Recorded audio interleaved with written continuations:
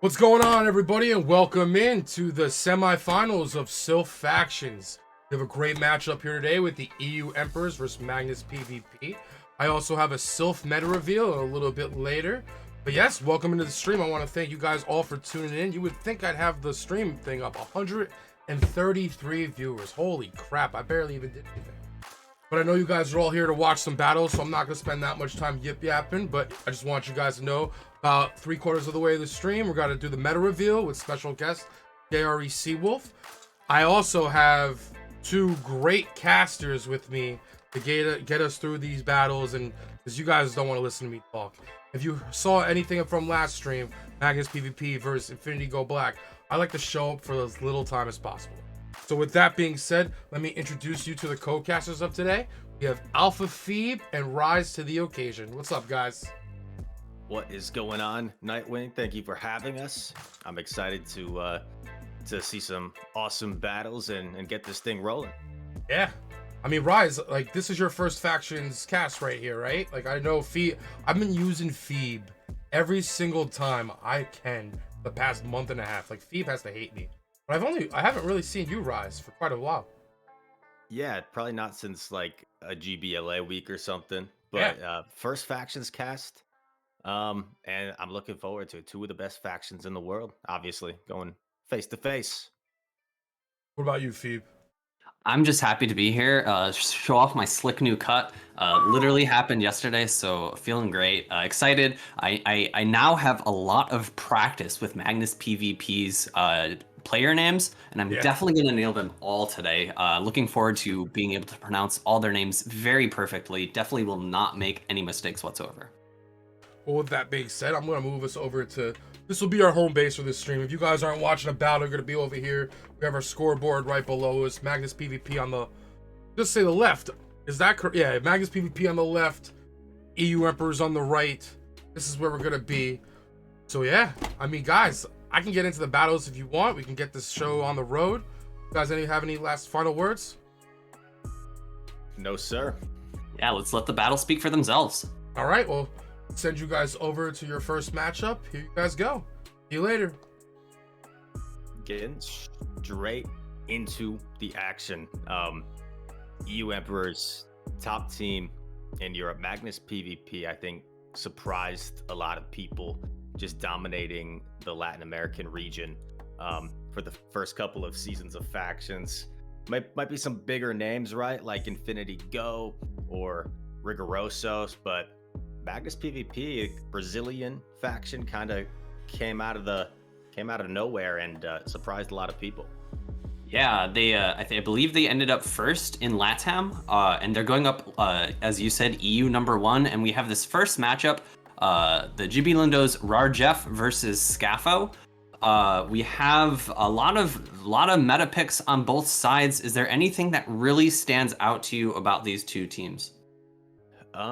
A lot of just really strong meta picks. I think just first glance, I could see Medicham being a potential ban for Scafo. Shadow Needle Queen, we know, is so oppressive in the Great League. There's matchups it has like no business winning, right? Like Sableye, that it resists the poison, yet it just 2-shield its way through. 1, 2, 3, 4, 5 Fang, as we like to say. So it's always interesting here in Open Great League, especially what you're going to ban, what you're going to try and open up. And there we have the bans revealed. Yeah, you were right on that Medicham. Medicham was looking... Well, actually, that was on Scafo's side that it was banned off of. We also see the Defense Deoxys, one of the best safe swaps in Open Great League, taken out. A little bit surprised by... or not actually that surprised by that, because it looks like it will be... it would do very well against almost everything again on Scafo's team. Took out the Swampert, which would have been one of the matchups it might have struggled in unless it had that Psycho boost, which is pretty common to run nowadays. Yeah, I like that Swampert ban from Rarjef because he has no grass type on his team. So that Swampert would have been a very good safe swap for Scafo that he'll no longer be able to utilize. And man, maybe he was trying to open up the Medicham Scafo by banning two of its hardest counters, the DD and the Sableye, but then the Medicham gets banned. So It's almost like 2 rounds, right? In this format of factions, it's like the ban is one part of the match, and then the actual gameplay. So I would say Rarjeff might have a slight advantage in terms of the bans, but we'll see if Scafo can adjust in terms of gameplay. Yeah, definitely. A lot of these faction battles have been decided by the bans, and we see the lead. It is Umbreon versus Skarmory, a pretty neutral lead to begin with. We'll see if the Skarmory goes for those Brave Bird nukes, or if it decides to bait with that Sky Attack. And we see the Umbreon is rocking Psychic straight away, Psychic Foul Play, which is interesting. I guess if you look at Scafo's team, you're not really last resorting anything. So Psychic does make sense, perhaps for that Venusaur and that Nidoqueen. And I'm sure Scafo is probably aware of that going into this, that it probably does have Psychic. So we might see that come into play later. Right now, Umbreon just trying to outbulk this Skarmory. And what, like you said, is a very neutral matchup. Yeah, I believe this is a Sky Attack coming through, and I would doubt it gets shielded. Umbreon being just an absolute bulk monster, able to eat as many Sky Attacks as it wants, and we see a nice catch onto that Stunfisk. Beautiful catch. I think he caught the Brave Bird. Yeah, that Brave Bird's gonna chunk, and it's gonna be, oh my goodness, Waterfall Wall Rain. The movesets are spicy, and this Waterfall Wall Rain is going to be able to get a big farm here, but we'll probably have to shield one Rock Slide in the process.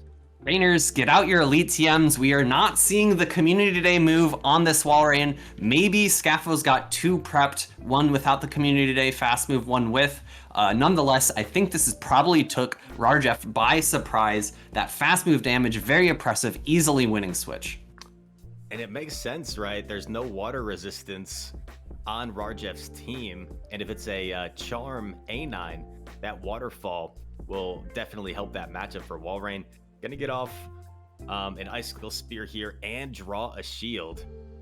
So this Walrein putting in some work. We also do have an interesting moveset decision by Rarjeff. It looks like he is running Dynamic Punch, Ice Punch, going for that big, heavy-hitting nuke rather than the ramping up style of Power Up Punch. Yeah, almost every Pokemon we've seen so far, barring the Skarmory, has had an unusual moveset, probably different than what you normally see. Ice Punch barely doesn't KO. The Skarmory hangs on with 1 or 2 HP.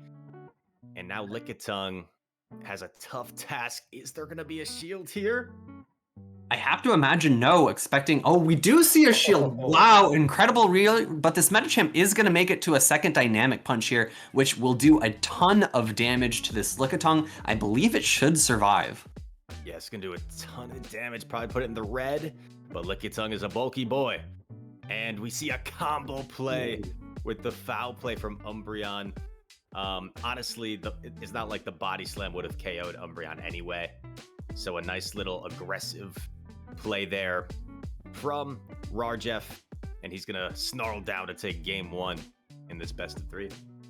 Yeah, I really like that active play, swapping in to deny the charge move from that Lickitung, though I don't think it would have been all that impactful.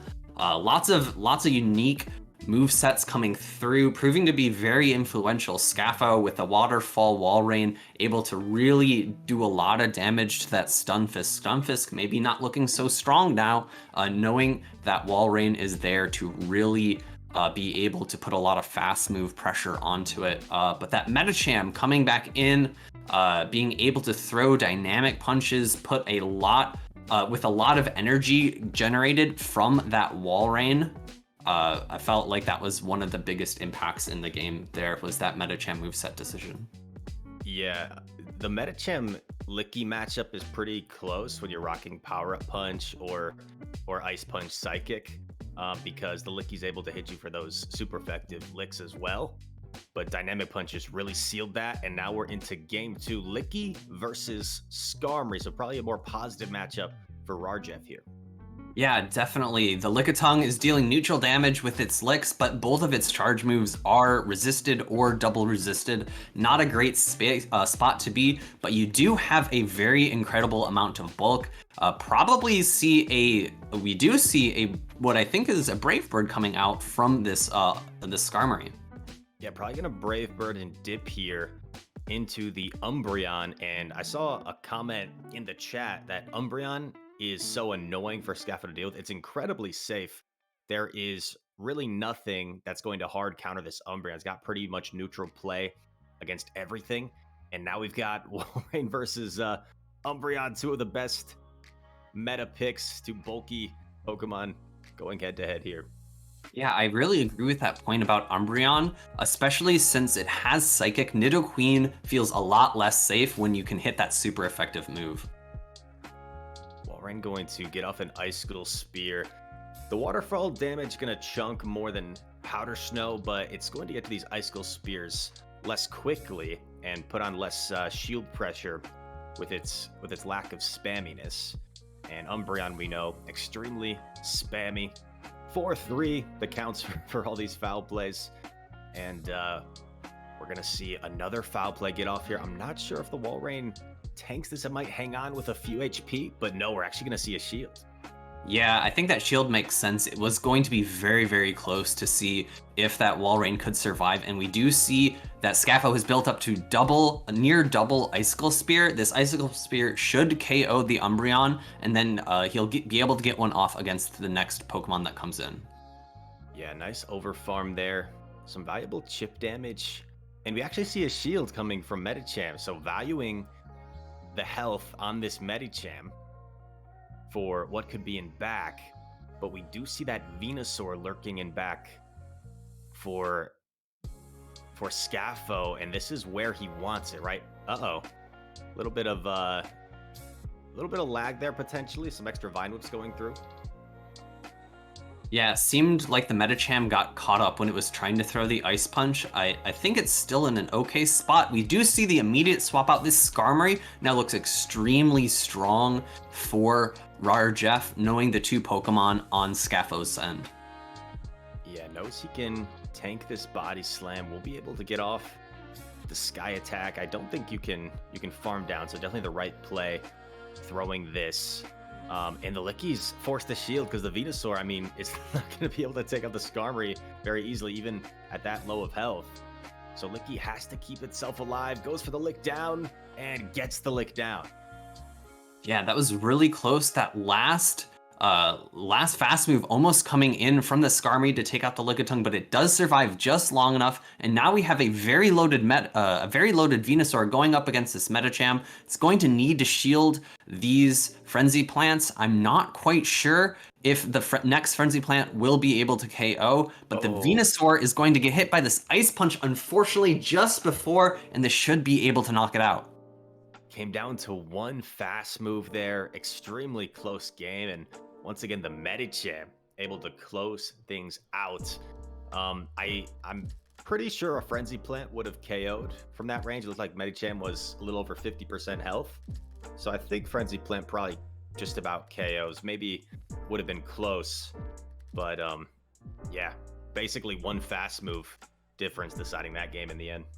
Yeah, if we did see that Frenzy Plant come out first, it might have been grounds for a rematch, seeing as about 3 Vine Whips did come through earlier, but at the end of the game, the Medicham was able to overcome that Venusaur, so no real grounds for a rematch there. Yeah, that's definitely a good point. It came down to one fast move, even after Medicham did miss multiple fast moves, so that's good to take into consideration. What kind of adjustments would you like to see Scaffo make in Game 3 to try to deal with that Umbreon safe swap? Yeah, that Umbreon is so annoying to deal with. You could try and save 2 shields for Nidoqueen in the back, but it looks like that's not going to be the strat. We see the immediate Umbreon safe swap, and right off the bat, Scaffo's willing to stay in, and potentially we're going to see a Brave Bird and dip here. No, actually going to see a bait with the Sky Attack. This is actually, I think, very nice because Rarjeff was able to CMP tie at the same time, and if Scafo had thrown the Brave Bird, it might have forced him to shield. Now he can no shield, dip out with that chip on that Umbreon, and preserve that positive lead matchup. Unfortunately, he hasn't seen the Psychic yet. Will he decide to shield this first Psychic? I don't think it's enough to KO, but it will do a good amount of damage. Yeah, this will do well over half, and boom, takes a big chunk of health off of that Venusaur, and a foul play coming already, and now Venusaur's forced to shield. Probably would have been better off shielding the first one had he been expecting Psychic, because now it allows the Umbreon to just go for foul plays here. Oh no, and now the switch clock is not up, and he's still trapped in here with all this energy. Scafo probably wishing now he threw that Frenzy Plant while the Umbreon was still locked in there, and this is a tough hole already that Scafo's going to try and dig out of. Yeah, honestly, really forward thinking of Rarjeff with the desynced switch clocks and being able to eat all this resisted damage, all this double resisted damage, since both charge moves are double resisted on Skarmory. Basically did nothing. Venusaur was a useless Pokemon there, and I think that puts Rarjeff in a really solid spot to sweep 3-0 here. For sure. Walreign's not going to want to take these moves from Skarmory, just kind of playing it safe here, going for Sky attacks to get off multiple here, not debuff yourself. But Rarjeff, man, that Umbreon just caused so much problems, so many problems, I should say, when it was so safe. It could freely swap, and there wasn't going to be any sort of hard counter for it, hard punish. And we'll see if Rarjeff is able to close this game out here. Yeah, two-shielded Medicham against even a Skarmory, but the Skarmory's half health. It does have a little bit of energy, but it's not getting to 3 charge moves. Absolutely. Medicham, I think, straight up beats Skarmory in the 2-shield.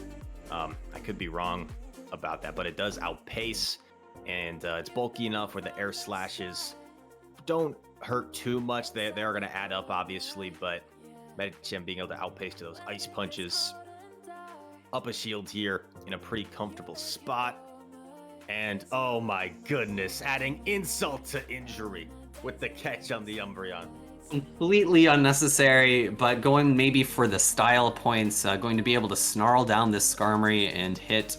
Honestly, do you go for the snarl down or do you go for the charge moves? I don't think it really matters. Gotta get that psychic debuff in that situation. Gotta go for the debuff. But a heck of a performance to start things off from Rarjeff. Scafo is an absolutely insane battler, has beaten myself on multiple occasions, no pun intended. And Rarjeff just made it look easy there. And like we said, the bans are a huge part of this. It's almost like 2 different battles, the ban battle and then the actual battle. And I think Rarjeff won the ban battle significantly and was able to use that to his advantage going into the actual gameplay. Up, guys. I did not think we were going to start. Nightwing, I think you forgot to unmute yourself. I've done this so many times so the stream could hear me. I was just saying, what's up, guys? I did not expect to start this off with a 3-0 from from MagnisPvp. I did not think Scafo was going to get shut out there. That was wild. And then that last battle with the catch on the Umbreon, that was a little... All right. Relax. Yeah, I think Rarjeff really won the mind games in the ban phase and was able to shore up some really safe Pokemon, and was able to convert that into a very solid 3-0 sweep. Yeah, absolutely. Yeah, dominant performance to start things off from Rarjeff. Yeah. All right. Well, guys, I won't keep you here that long. Like, Russ Zhao versus the Nut 93. That's next hype battle that's coming up next. You guys ready? You want to get right into it? Let's do it. All right. You guys in a little bit. All right, so we got Cruz versus the Nut 93. Nut 93 being very, very famous for having retired many, many times, and Cruz very famous for giving both me and Butters a really hard time at pronouncing his name in the last stream. We weren't exactly sure how to pronounce it. Chat helped us out. Butters was trying to say Cruzdaum. I just kind of played it safe and said Cruz. Okay. Well, we know the Nut 93 is a terrific battler. Whether he's retiring for the day, retiring for the week, maybe even a month at a time. You know what's funny is when the Nut retires, I feel like he still grinds harder than I do at this game. So I think retirement is kind of a subjective term in the Pokemon Go community. But we'll see how he's able to perform here against Kristau and if he can get some points on the board for the EU Emperors. Yeah, both of these trainers are our Ultra League specialists for this battle. I'm very interested to see what Pokemon they plan on bringing, and maybe we can think a little bit about what the bans are. Looking at both of these teams, we don't see too many surprises. The only thing that is kind of new is that, and please correct me if I'm wrong, Komo-o? Komo-o, I believe. Komo-o. That's Komo-o and not Hakamo. I'm almost certain. Yeah. And then the Komo-o, and then a lot of meta picks. Heracross, an interesting choice for a fighter. On the opposing side, Heracross is going to do better against things like Swampert to resist the ground damage, to also resist fighting damage, to beat some of the opposing fighters. So Heracross looks a little bit tricky to deal with. You really need that Pidgeot on it. So I could see a Pidgeot ban to open up the Heracross. Nidoqueen is so just annoying to deal with in general, but has quite a few answers for the Nidoqueen, so I wouldn't expect that as a ban. Yeah, I agree. I think that Pidgeot really changes how you need to play the game, so I wouldn't be surprised to see a ban on that by the Nut 93. I think Heracross makes a lot of sense because, as we all know, Martine was able to play and hit Legend with it, Martine being the Nut's teammate, but we actually don't see the Pidgeot ban. I'm a little bit surprised, maybe putting a lot of weight onto Stunfisk, or maybe predicting that the Heracross would be banned. Yeah, we see the Poly ban and the A9 ban, and you know what? The Swampert with the Polygon looks pretty dang good. Has to worry about Pidgeot a little bit, and Komo-o, the dragon. Lugia, interesting pick. You don't see an Ultra too often. Looks pretty good as well, and might have to bring it to have a hard answer to that Komo-o, because other than the Lugia, I think Komo-o has a lot of play against everything else. Yeah, definitely. With both dragon and fighting type moves, it can hit anything on the squad for super effective or hard hitting neutral. So I think Lugia is definitely going to have to come in to check that Komo-o. And then potentially some double water strats available to the Nut 93, with the only real hard answer to water being that Komo-o. So maybe a little bit of ABB Lugia double water. We'll see. Also kind of interested to see what that charge move on Swampert is. Obviously Hydro Cannon, but will he be running Earthquake or Sludge Wave? I think Sludge Wave is maybe a little safer. But I also could see Earthquake happening as well. I think the G-Fisk as well for the Nut 93 could be really valuable. We know that sometimes you like to use Pidgeot for those end games where you're feather dancing and trying to get yourself to a timeout win, but we see an immediate swap out into Obstagoon from the Swampert versus Nidoqueen lead. And this is a matchup you see pretty often in Ultra League. It's a very neutral matchup here, Obstagoon versus Swampert. Yeah, we do see the ABA instead of the ABB. We have two water types on the Nut 93's team, trying to make sure that Nidoqueen stays in check and catches it in the lead. Probably is okay with staying in here because he doesn't really have a strong answer on this team for the Obstagoon. And I wouldn't be surprised to see Blizzard, and it is Blizzard on the Politoed, to try and hit that Pidgeot and the Komo-o. And Poly just so dang spammy. With a lot of spammy mons in here. Goon, you've got Poly, Swampert. So these Ultra League games, you always have to be conscientious that they could go to a timeout scenario. And we'll see how this plays out here. Yeah, I really like this initial play by the Nut 93, seeing the shield on the Obstagoon and not wanting to lose switch advantage with that Registeel in the back, not really wanting to face that Nidoqueen. Unfortunately for that Reggie, it doesn't really have that many great places to go. Of course, it can hit the Escav for neutral, but it definitely does not want to see this Nidoqueen. Yeah, the Reggie's gonna have limited play here in the back, so I think Escavalier is gonna have to put on a show to try and close out this game. It is down a shield, so it's gonna be tough for it to get rid of that Swampert. But right now, Nidoqueen just poison fanging away, trying to get this thing low enough to potentially get a farm out. And then we see the catch on the Weather Ball.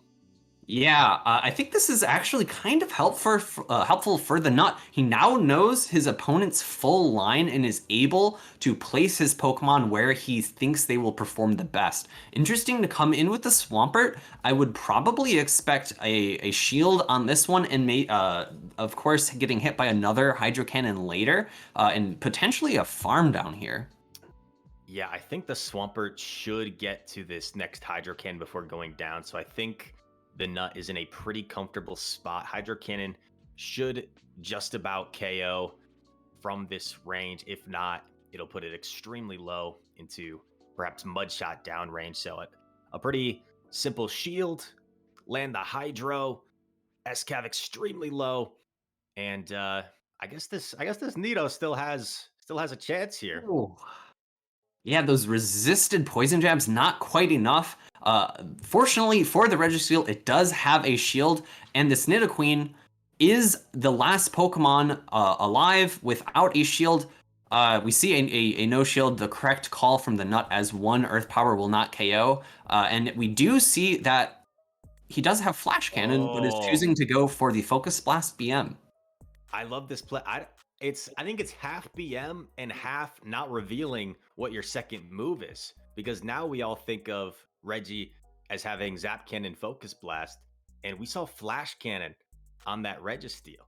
So not revealing the Flash Cannon, going for the Focus Blast, and that's almost certainly going to make your opponent think that you've got Focus Blast Zap Cannon. So I like that endgame play a lot.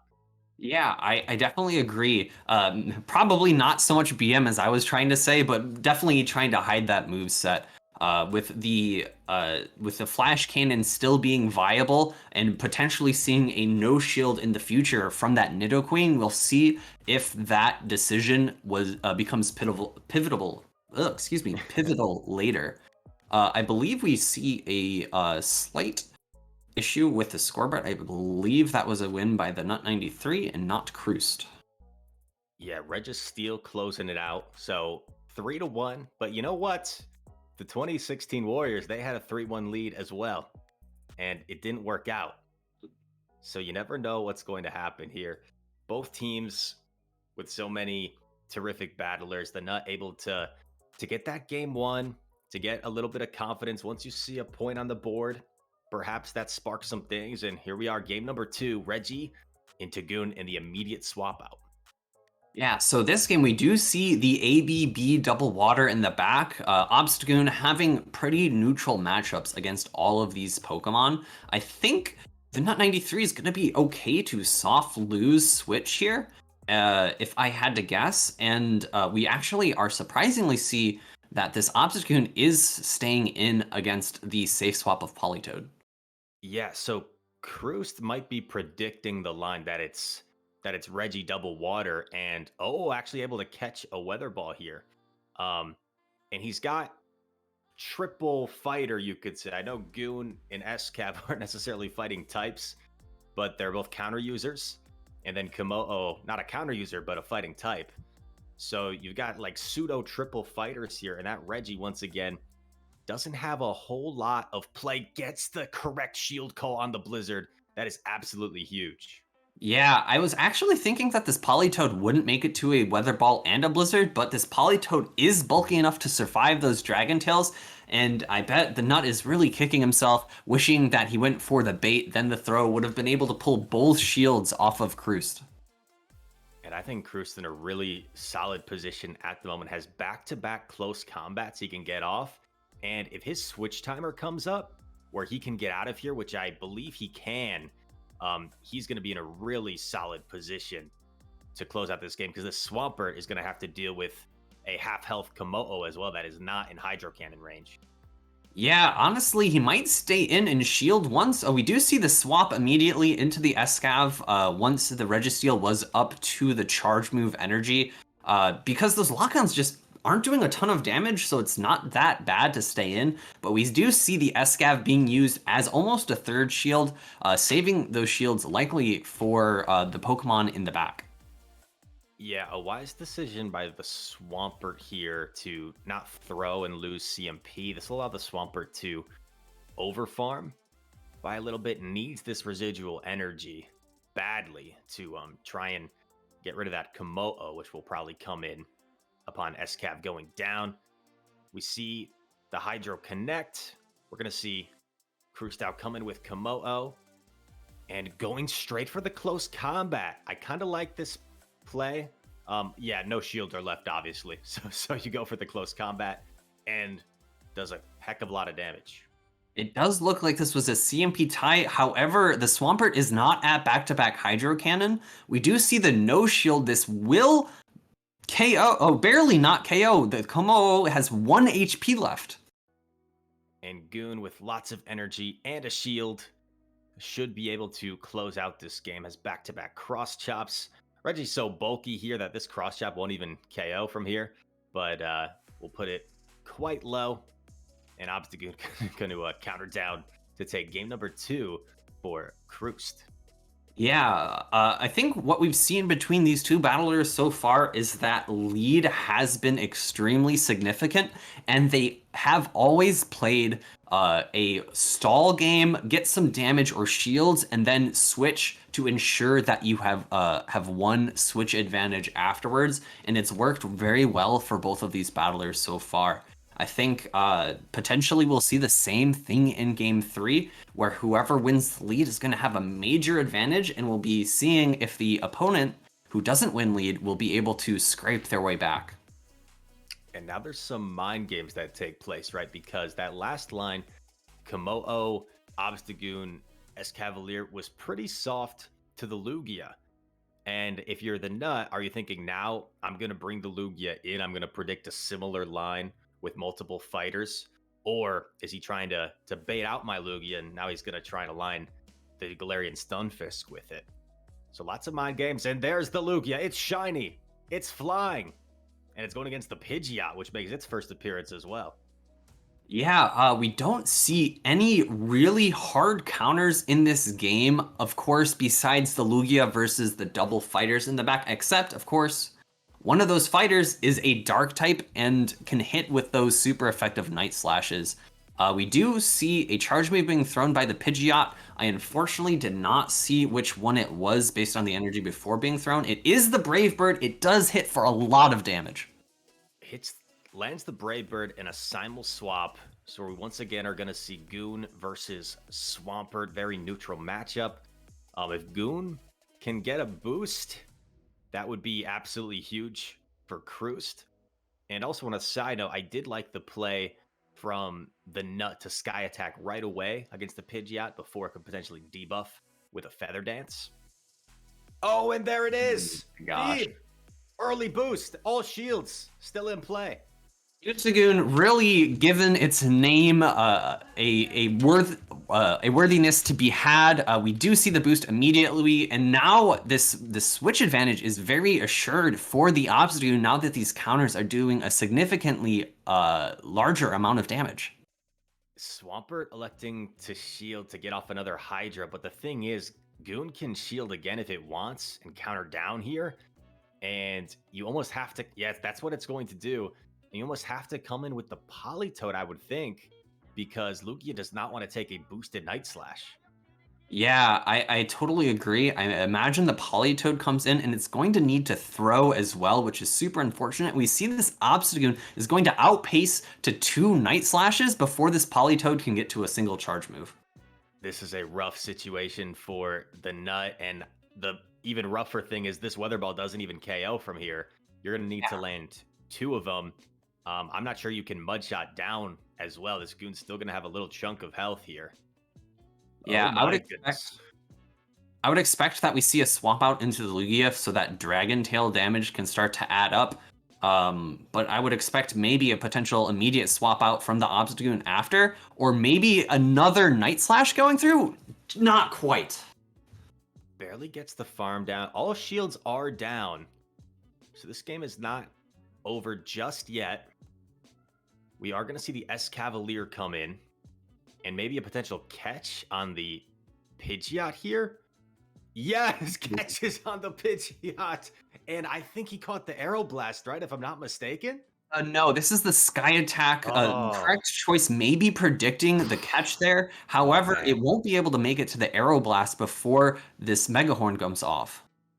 But it's Oh, that going would've through the been- counter down, and the Aeroblast does land! No way. 1 HP! No way. Oh, and this is very assuredly going to one-shot Escav, and man, Kroost is probably so upset that he didn't throw at least a drill run to KO that Lugia. Oh my gosh. I can't believe that, right? There was no reason not to throw, right? It was the low Polytoad in back, if I'm not mistaken. Yeah, Yeah, so you're not at risk of getting one shot by anything. So you just drill run that Lugia and you take out the Poly. I think man. yeah, and especially since the Blizzard had already been shown, Earthquake wasn't really a threat. And of course, one Weather Ball is not going to take out an Escav from 75%. So a little unfortunate for Kroost there. Man, the Nut really showing us his nuts and farming all the way to that second Aeroblast. And damn, really, really impressive stuff. Wait, quickly, there was still a shield in play. There's 97 chatters in Twitch telling me there was still a shield, so had no reason to throw. You are correct, but yeah, that was incredible. That is true. That is true. If the Lugia was indeed on 1 HP, it would have KO'd, but Lugia is very deceptive with its HP. Its HP pool is absolutely massive. It's where I believe most of its bulk comes from is its HP and not its defense. So it might not have KO'd. It might have been 2 HP. That Aeroblast was crazy. Yeah, absolutely. Like, that's all. I was just sitting there. I'm like, holy crap, that Aeroblast is crazy. My bad. I'm getting the predictions for the next matchup. But yeah, that was nuts. 4-2 Magnus over EU Emperors. That's wild, guys. Yo, like, yo, what's going on? I thought this was supposed to be the best team in the world. EU Emperors, yo, wake up. Tho, you're the captain of this guy? Come on, Tho. What are you doing? But also, I want to pause. I just want to say a quick shout out to Dragon for the raid. Thank you very much. And Phoebe, you're not alone. Because I tried to pronounce the last player's name on MagnisPvp, and then I proceeded to see the chat just flame me the entire time. In fact, Inadequance and person subbed to me, and in his sub message was, please say the last person's sub to use name again. And I don't wanna. Like, I'm just gonna say the player from Magnus, the player from EU Emperors. I give up. Yeah, I'm gonna let Phoebe get flamed. All right. I also, Rise, I'm not sure if you have available to you, but I'm seeing a lot of shoe on head or pre-recordeds in the chat. So I'm going to go ahead and grab my slipper. I don't have a shoe, and I will put it on top of my head. But your hair looks so good right now, Phoebe. Well, You're going to ruin that, touch dude? it, I promise. Oh, okay. It's on my head. Not on camera? Okay. There you go. I don't have any shoe available to me. I'm not even wearing socks. Rise is barefoot right now, guys. I'm barefoot. We actually are a little bit cold. I will say a little production behind the scenes. Phoebe is live, but Rise is just pure pre-recorded. We predicted that this conversation was going to happen, and we're even doing that. So Rise from the past, yo, good job. You're doing great. Yeah, correct. Phoebe is live. I am pre-recorded. This is on Tuesday when I'm talking right now. Phoebe is live though. Nice. All right, well, we can go on and on with our crappy puns, but I'm ready for the next battle if you guys are. Yeah, I'm ready to be astounded by level 50 Master League. Yeah. Oh no. Too rich for my blood. Enjoy, guys. Yeah, so this is my third time ever viewing battles in level 50 Master League. I don't play level 50 Master League, and based on your reaction, I'm assuming you don't either. I do not. I'm currently level 44 in the game. I think I have enough XP for level 45. Um, but if you look at my if you look at my stats in terms of those kilometers and those Pokemon caught, they're slightly embarrassing. They're slightly embarrassing compared to some of these OP level 50 grinders. And but I'm excited for something different and something unique where I can learn some matchups and maybe one day by like 2027, maybe I'll be a Master League specialist. Maybe, maybe. All right, so we got GB Lando's Nathan Jetter versus Savage Boy, and here are our teams.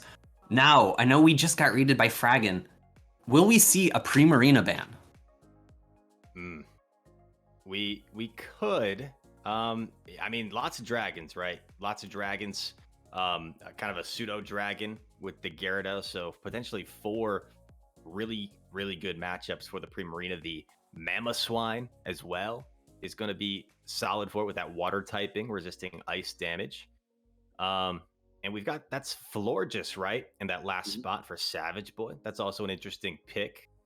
We'll have a nice little time as a fairy, right? Pure fairy with Vine Whip and 2 fairy moves. I doubted this thing, but I did a recent Pogo Raids cast, and this thing dominated the competition. And won matchups, it seemed like it had no business winning. So I'll be interested to see how that performs as well. Yeah, fairy typing is very solid, especially in the Master League, and with a fast energy generating move like Fine Whip, being able to get to those charge moves a lot faster than Charm would allow is probably very nice. I'm very thankful that you knew its moveset because I had absolutely no idea. And we see that the floor just makes it through. Unfortunately for Fraggenwagen, we do not see the Primarina. Primarina has been banned so many times. Lugia, and then on the opposite side, we see Giratina Origin and Melmetal banned. Yeah, I think Gyarados has a lot of play for Savage Boy. You have to be a little bit weary of the Excadrill, of course. That those rock slides are gonna hurt, but has that crunch access for Mewtwo, is gonna resist the water damage from Kyogre, and if you're running Dragon Breath, can also deal super effective against Garchomp. So immediately, I like the Gyarados. I think Palkia as well looks pretty dang strong. Just has to worry about the opposing Gyarados, perhaps, and Garchomp will be like a pretty close matchup if they're both running Dragon Tail. Lots of interesting matchups here.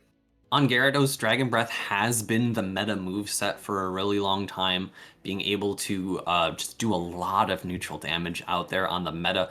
Of course, we do have Florges, which will double resist that on the side of Savage Boy, and then on Nathan Jetter's side, the Excadrill with that Steel typing also resisting.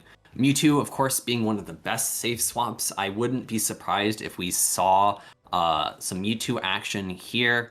But yeah, let's see what Pokemon these players choose to bring. I think in Master League, the battles that I've seen so far, it's been a lot of neutral matchups, and here we go, a relatively neutral matchup. It is Dragon Tail on that Palkia as opposed to Dragon Breath, hoping to maybe get some sneaks in, and you see it right there. One Dragon Tail goes through. That's going to be a large amount of energy and a large amount of damage for free. Yeah, Nathan went for the denial, did not get it, and we also saw the move set on Mewtwo was double legacy with Psy Strike and Shadow Ball.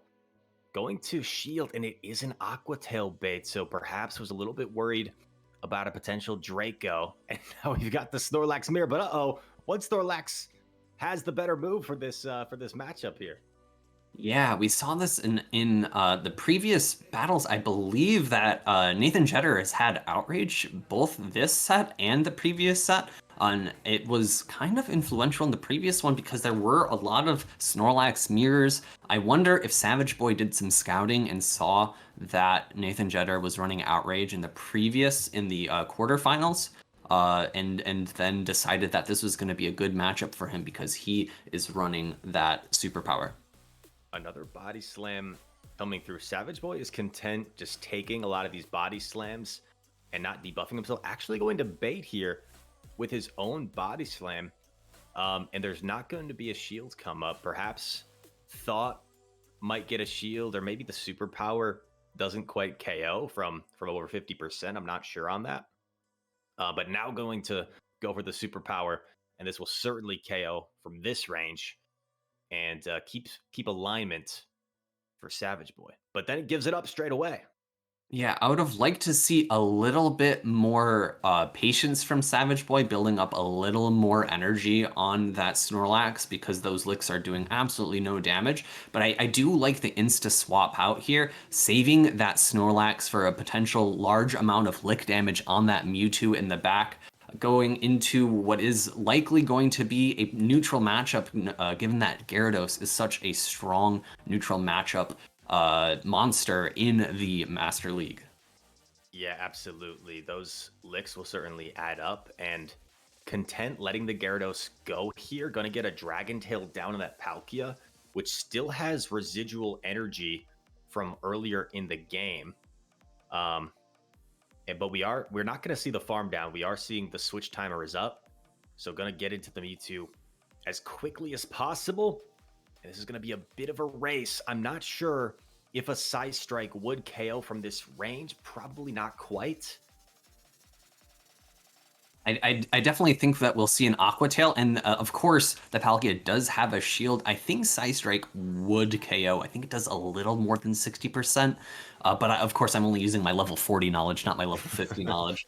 And this Aqua Tail will do a lot of damage. Mewtwo is not known for its bulk, and I think it will be taken out by this Aqua Tail. Yeah, I don't think it gets to the... yeah, there's no way it gets to this Side Strike. Still needs 3 Psycho Cuts to get there. And unfortunately, this Gyarados is just too low to do enough Dragon Breath damage for Nathan. And Savage Boy is going to take game number 1 of this set.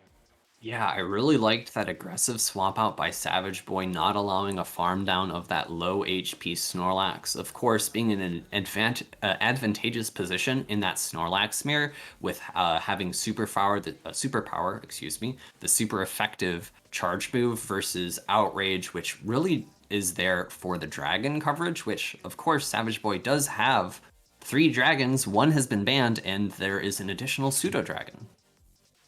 Yeah, I agree. And we saw like the 2 powerful legendaries right in the lead, kind of 2 of the safer picks.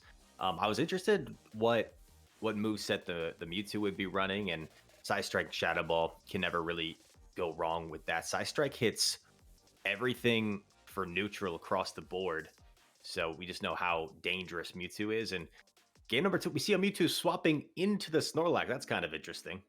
Yeah, I'm a little bit surprised by this, given the moveset of the Mewtwo, and Nathan Jeter is not even going to try to bait the Focus Blast, goes straight for the Side Strike, which of course the bulk monster of Snorlax can tank. We see the counter swap into the Palkia with a lot of fast move damage and a lot of charge move damage as well.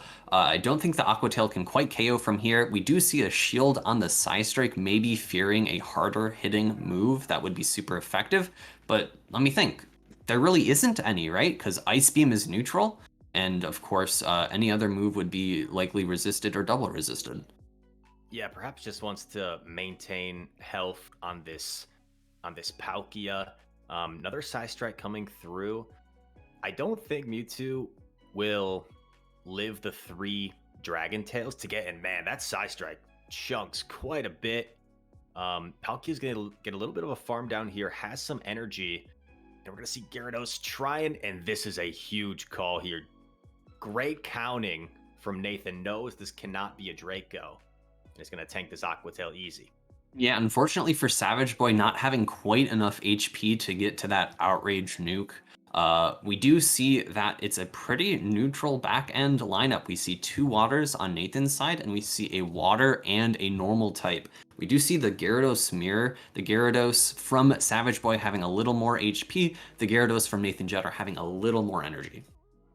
And if this Gyarados from Nathan can just do enough damage to the opposing Gyarados, that big whale lurking in back is going to be tough for the Snorlax to handle, just based off of CP in general and stat product. It's going to outbulk it with that waterfall damage. Willing to take the crunch here. Immediate swap into Kyogre. And I think Nathan's in a pretty solid position here, but that Snorlax still does have some energy, so I don't want to speak too soon. Yeah, praying for a crunch debuff here potentially. We do see the shield on the crunch. I think it makes sense. We do see the debuff as well, which might be influential if the Snorlax is able to make it to multiple superpowers. Maybe a body slam in superpower? After the debuff, I wonder if 2 moves KOs here from Snorlax. I think it very well might. This Kyogre is going to need to get to 2 surfs. Body slam does a little bit less, and now, is committing to that superpower, going to shield. And I think a Snorlax could definitely survive a surf from this range as well. So Savage Boy gonna go for the body slam here. Will it live this surf? It's gonna be close. Kyogre has a really high attack stat. It Oh. barely doesn't KO, living with 1 or 2 HP. Oh my gosh. That best buddy boost probably making a big difference there. Snorlax barely hanging on. And a snipe from the Gyarados. And we see a very close photo finish. That was Nathan. That was Nathan that pulled it out with the quick swap in the end. I almost forgot about that Pokemon that was still alive in the back there. Yeah, having saved that Gyarados with a little sliver of HP from the Gyarados smear really proved to be the key factor for Nathan Jetter to win that final game in that fast move, Lick and Dragon Breath down. Yeah, I think there's a lot of safe Pokemon, right? In Master League, a lot of like really strong, bulky Pokemon. So we're seeing a lot of swaps and a lot of holding on to a Pokemon with a little bit of health. And I think that dancing around in these Master League battles can be really effective, more so than Great League, where keeping switch advantage might be a little bit more important. And we're seeing these players utilize that well, where even Pokemon with a little bit of health can have a big impact in the endgame scenario. Yeah, I think the players are able to play that way because of these bans, really making sure to knock out these hard checks. And we do see Gyarados into Garchomp, not an ideal lead for Nathan Jetter. We see the immediate save swap into the Mewtwo. I would expect to see a shield or no shield. I think you could go either way on this Gyarados, but then an immediate crunch and dip. So Mewtwo already able to get a shield advantage here. We're going to see Gyarados try and bait the Aqua Tail. Will a shield come up? From instant shield comes up. You got to respect that crunch. It would do quite a bit to Mewtwo. So a nice bait there. And then going to catch on big boy Snorlax. Yeah, I think that catch is very key to make sure that a huge energy advantage isn't gained on this Mewtwo. Of course, the Mewtwo is able to outpace the Snorlax, but I'm fairly certain that it's just going to take 1 body slam and a few more licks to knock out this Mewtwo. Yeah, probably willing to tank this one as well. Knows that he can survive the side strike and get off the body slam, and actually allowing the Mewtwo to do a little bit more Psycho Cut damage, perhaps. If the Mewtwo lets this go, which it does, it gives less farm to whatever comes in. Yeah, I think that's going to be a very smart play by Savage Boy. Unfortunately, Mewtwo being so strong in the safe swap position, allowing for basically a shield advantage and then also a health advantage on this lead matchup. Of course, the shield advantage was mitigated by that Gyarados bait. But then we see that this initial lead matchup comes back. We see the crunch land onto the Garchomp and the swap out into the mirror. Probably a crunch throw from the Gyarados from Savage Boy, and then a swap into that Palkia afterwards. Going to shield the crunch here and get that last shield off of Nathan and gets the debuff. And now these Dragon Tails are really going to chunk the Gyarados. And I mean, this is supposed to be a a good matchup for Gyarados, right? You're dealing super effective, you're only taking neutral, but we just see the power of Palkia chunking away. Yeah, it'll be interesting to see if Savage Boy goes for the shield and farm down here, not shielding the first crunch, being wary of the potential crunch debuff. Shielding here, I would expect a farm down at this point to really preserve that energy for this matchup in the back. 2 Aqua Tails are loaded. It does win CMP against the Garchomp, but of course there's no shield, so why would you go for the Aqua Tails when you can just go straight for the Draco Meteor? I think I said Outrage earlier. Draco Meteor is the moveset on Palkia. Big Draco. And I was going to say, anybody know if this KOs? Does this KO from here? Just kidding. We all know that KOs. And always fun when you can land a Draco. Shields down, Palkia go into town, and takes a nice win to end the set for Savage Boy. So Savage Boy takes that one 2-1, I believe. Sir. Welcome back, Nightwing. I gotta remember to unmute myself for you guys before. Every time. You should just expect to not hear me. Well, I tried to cue you in there, so I'm Yeah, doing the best. We're making it happen. We're making it happen. Yo, great. Yo, good battles. Really good stuff there. Yeah, really a lot of solid knowledge of how each player wanted to play out each game, making sure that got either a health advantage before switching out or a shield advantage before switching out to really ensure that those matchups after the switch played out as they wanted to be played out. Tough, really tough. One of my friends would say. Yeah, so what, yo, we've gone through all the great Ultra Master League. What's been your favorite match so far? That is a great question. I think the Ultra League was extremely exciting. We saw a lot of like neutral play. We saw that crazy game 3 where the Obstagoon boosted. It looked like the game was over early on, but no, Lugia had other plans from the Nut 93, and that's why you don't top left. Tho said in the chat the Nut thought about top lefting, and it's a good thing he didn't, because he pulled out a pretty crazy win there. Yeah. Not to piggyback off of Rice, but I will have to agree. Ultra League, I think, is my favorite so far. I really liked a lot of the dynamic plays that both of the players made in terms of their decisions about team compositions and swaps. Well, now we're out of like the regular leagues that we all know, and we're into like the SILPH metas. We're gonna do Cave, Atlantis, Comet, and the 4th one's called Dungeon. Yes. Yeah, not in that order.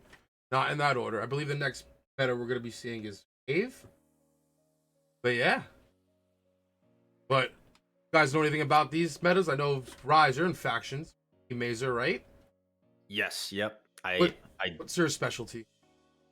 I am a field specialist typically, so I participated in multiple of these metas. I do SILPH as well, so I like SILPH metas probably as my favorite thing compared to like Open Great League. But yeah, this is probably my favorite part is these field specialist roles. All right, and also good lead in. With that being said, we're gonna watch 2 more matches before we do the SILPH reveal or the meta reveal. So anyone's around waiting for that, just know in about 2 matches, that's when we'll get to that. But all right, guys, like I believe it's Cave with the Team Magnus player versus the Team EU Emperor player. You guys ready to take it away? Yeah, let's do this. Yes, all right, sir. All right, so our first SILPH meta is going to be the Cave meta here, with the 2 battlers being GB Lindo's Wings and Guido 1996, and we see 2 teams that are pretty similar in a lot of ways, but we also have a couple of spice mons thrown in. I think Articuno and the I'm stumbling on its name. Aggron, thank you, brain, for working. Aggron, the Shadow Aggron, being very powerful, very one-sided in terms of being able to just absolutely hard wall most flyers. Of course, Gliscor is going to have a little bit of play against it with that ground subtyping, but I actually expect that to be still in Aggron's favor just due to that fast move damage. Yeah, Shadow Agron, definitely scary seeing it. It's kind of like a spicy glacier Bastion over there, and it's going to absolutely destroy the Crustle, the Mandibuzz if it gets locked on there, and um, yeah, like you said, Glasgow only going to take neutral damage, but you're really only threatening with that Earthquake. So I'd say, in my opinion, still a negative matchup for the Gliscor. But I also think Guido has quite a few answers. The SCAV, the Pseudo, the your Galgi has that Aqua Tail coverage. So I don't necessarily think you need to ban the Aggron unless you just don't want to deal with the RPS possibility of it. Yeah, honestly, if I was Guido, I would probably just say, I don't want to get RPS'd. I don't want to have to deal with just absolutely getting decimated by like trying to safe swap a flyer or even a back end matchup of a flyer versus that just tanky, even though it's a great league, fast move damage monster. I think it simplifies the way you have to think about the matchup, and I like that from a player's standpoint. hmm And this is a meta where Dragalge is extremely safe, and we do see Phoebe. You were right. He was saying Guido was saying, "Get that Aggron off my lawn. I don't want to deal with it." And the Articuno as well is gone, and that's really going to open things up for Dragalge. There is no hard answer for Dragalge on honestly either side. So there's going to be a lot of neutral play from both these players in this set. Yeah, also frees up Gliscor a little bit, but of course you still have the Mandibuzz, which will wall it with being a dark flyer resisting both the Night Slashes and the Earthquakes, potentially an Aerial Ace, but the bulk difference just means that Aerial Ace really isn't that meaningful in that matchup. We do see, however, the Crustle did make it through the bans, being a potential good soft check or soft answer to that Mandibuzz. Of course, Mandibuzz having a little more bulk on its side, being able to really just outpace the Crustle to its charge moves with that fast charging Snarl fast move. I wouldn't be surprised to see some double dragon lines from Wings, because that Dragalge safe swap, like we mentioned, is kind of tough to deal with. Maybe you respond to it with something bulky like Mandibuzz, and once the Mandibuzz is out of the way, Dragonair can put in a lot of work as well. Has that Aqua Tail coverage for Gliscor, and we know how glassy Caesar is, and like we said immediately, a Dragalge Mandibuzz lead and the immediate counter swap into the Dragalge Mirror. Yeah, it looks like these two Dragalges did match up, and we do see the catch of the Outrage onto the Mandibuzz of Wings' side, and will it go unshielded? It does, likely expecting it to be an Aqua Tail bait. And it is an Air Slash Mandibuzz, so should be able to farm down before a second Outrage, but will have to eat this Aqua Tail. And Air Slash is interesting here. It makes sense. Nothing resists flying on Guido's team. And but the problem here is you get this big farm down, and the opposing Mandibuzz is just gonna tank these aerial aces no problem. Yeah, it's gonna be a little difficult to snarl this opposing Mandibuzz down if it is snarl, but it is not snarl, it is air slash in the mirror. So I would expect to see a complete air slash down here. And then Guido's Mandibuzz is going to come out with a good amount of energy for whatever matchup it sees in the back. Yeah, Air Slash making sense for the mirror situation as we just saw, and then the other dark types with Drapion and Obstagoon helps out with those matchups. We are going to see the foul play right away against S Cavalier, and these are going to add up. S Cavalier is fairly glassy in the Great League, and that foul play does probably over 40% as we see. Yeah, and I think Guido's really in a solid spot here, having all this energy, being able to force a shield out of this Escavalier here, and having a potential solid Pokemon to check Dragalge in the back in that of Scissor, resisting those Dragon Tails. Of course, Aqua Tail not resisted is going to do a lot of damage.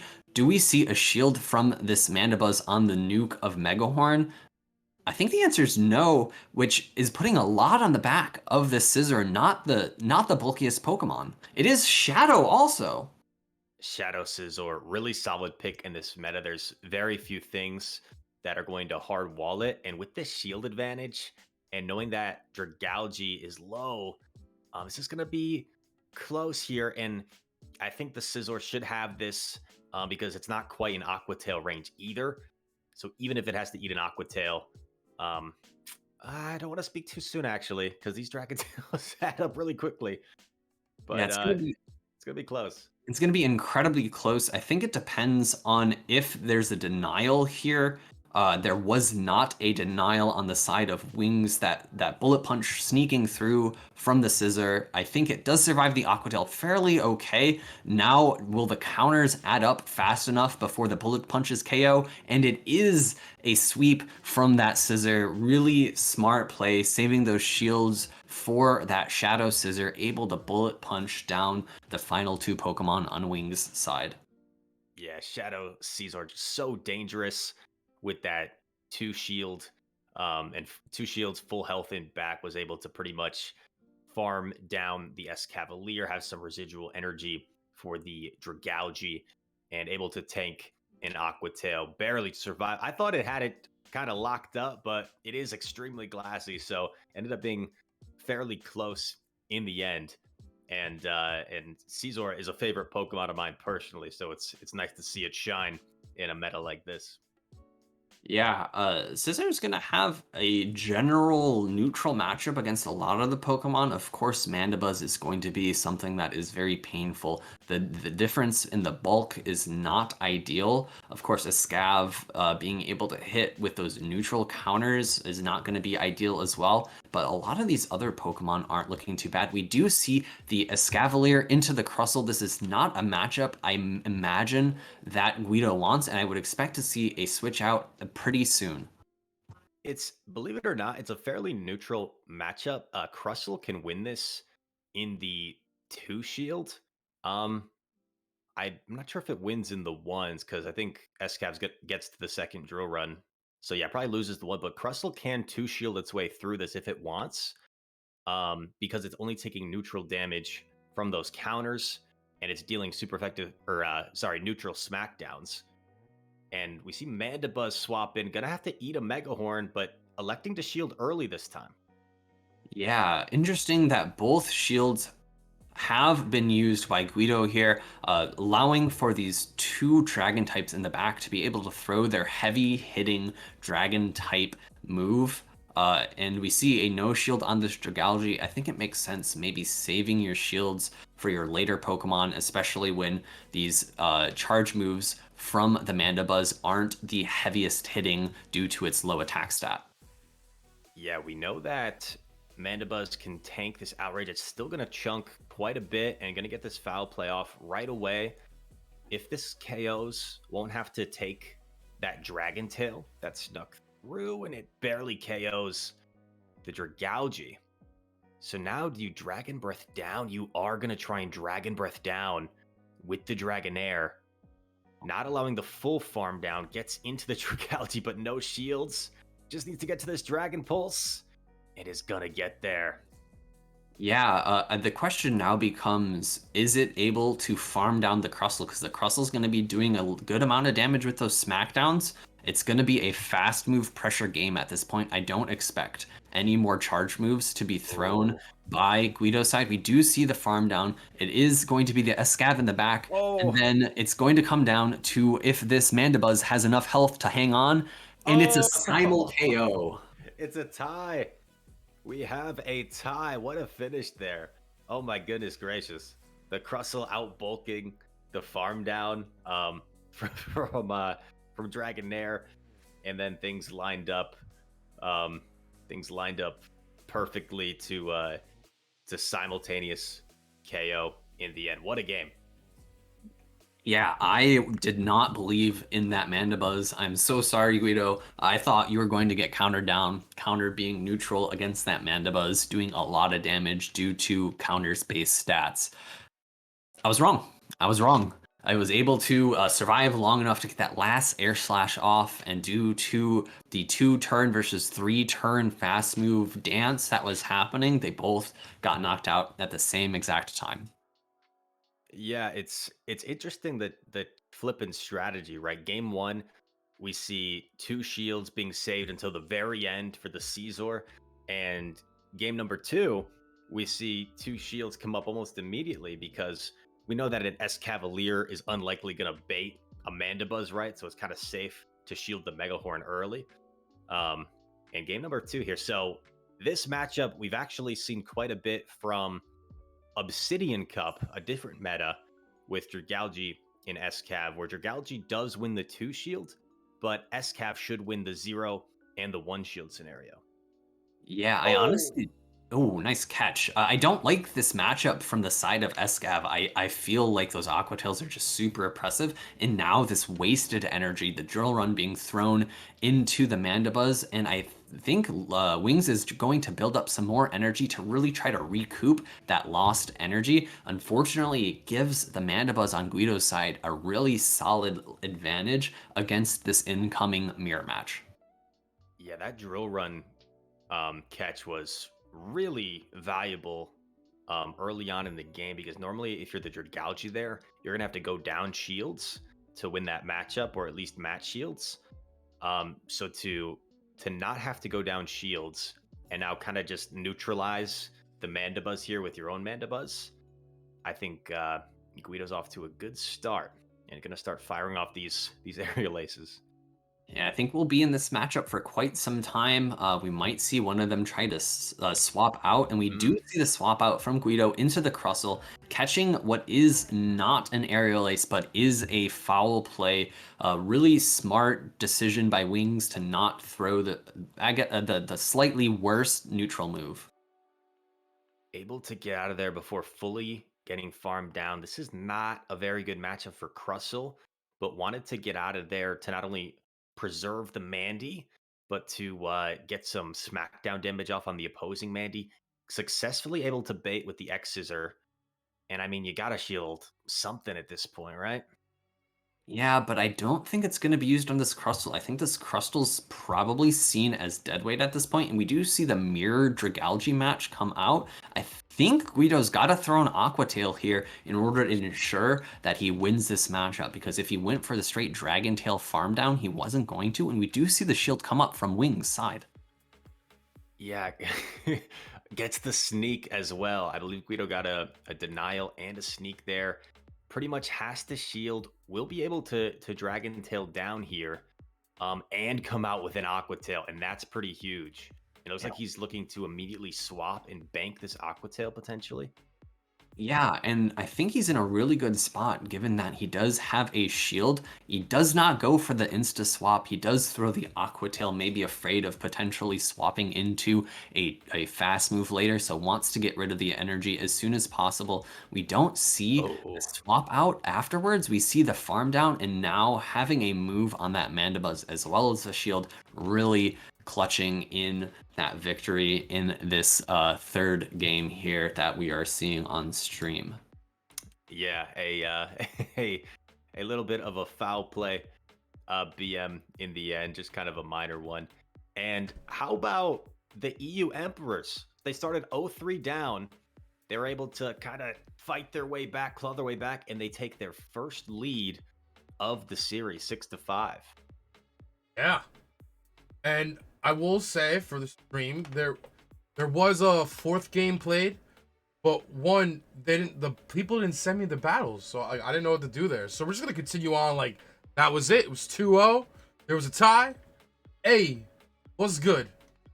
Where we're at right now. I'm not muted, right? Phoebe and Rise can hear me. No, all right, yo, Phoebe, I didn't get the audio cue this time.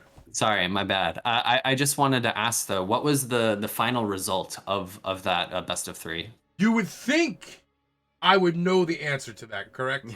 I'm so sorry. You would think I would know the answer, but I want to thank Phoebe for pointing it out so everyone is so clear that I don't know the answer to that. But thank you, Phoebe. Thank you so much. I gave you a little homework project to do while we cast these next set of games. We've got another SILPH meta ahead of us. I'm looking forward to it. I will definitely try to get that information to you before the end. We'll figure that out. But yeah, yo, we have. I'm looking at the next players' names, and there's not a chance in hell that I'm even going to attempt to try to say that. So Phoebe, yo, Phoebe and Rise going into the dungeon, and from You think that's Magnus your versus dungeon? EU Emperor. No, that was last time. We're no more into my dungeon. Let's go. All right, enjoy, guys. All right, don't you worry, Rise. I've got this. We've got FC Lindo's Pokemon. That is the name I'm actually unsure of, but I am much more sure of my pronunciation of Elfinflash. I might be slightly mispronouncing it. I'm not actually sure the original language that it's supposed to be pronounced in, so might be missing up some of those syllables there. Elfin Flash. I would not have known where to start with that, so I appreciate you going first. And Dungeon is actually what I am currently participating in, so this will be good to see what some of these top caliber trainers are running as well. There's definitely a lot of strong meta picks in this meta. Things like Registeel, things like Walrein, dragons here and there. Galvantula is definitely one that you see quite a bit.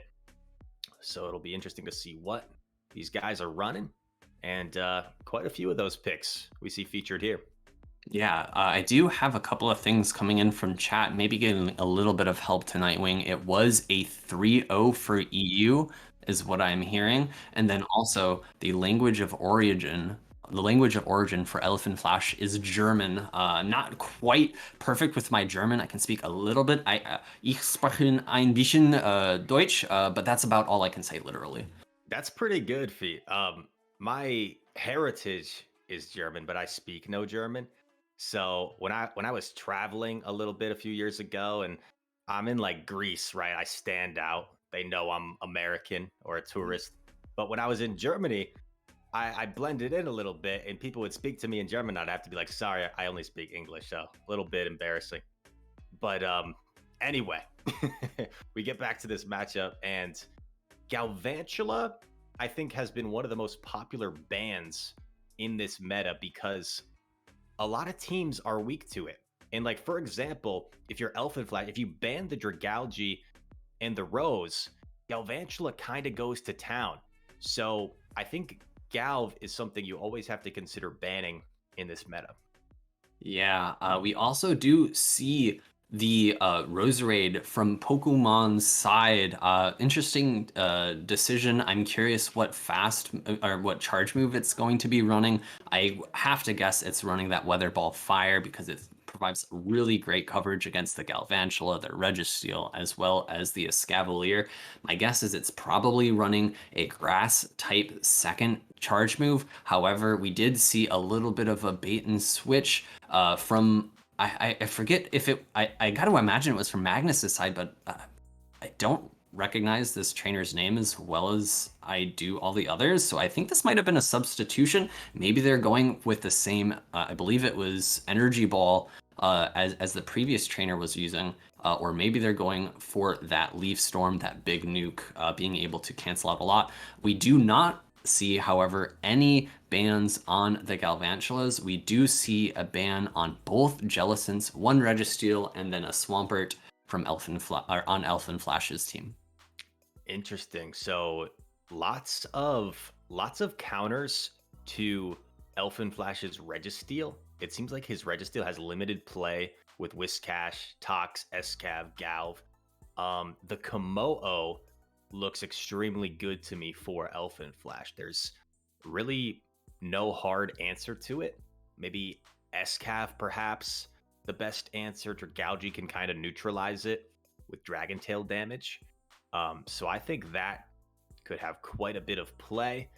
And of course, Galvantula I was talking about earlier, but to be honest, with two dragons from Elfin Flash, Galv limited play for Pokemon, and the same you could say on the other side, a Roserade and a Dragalge.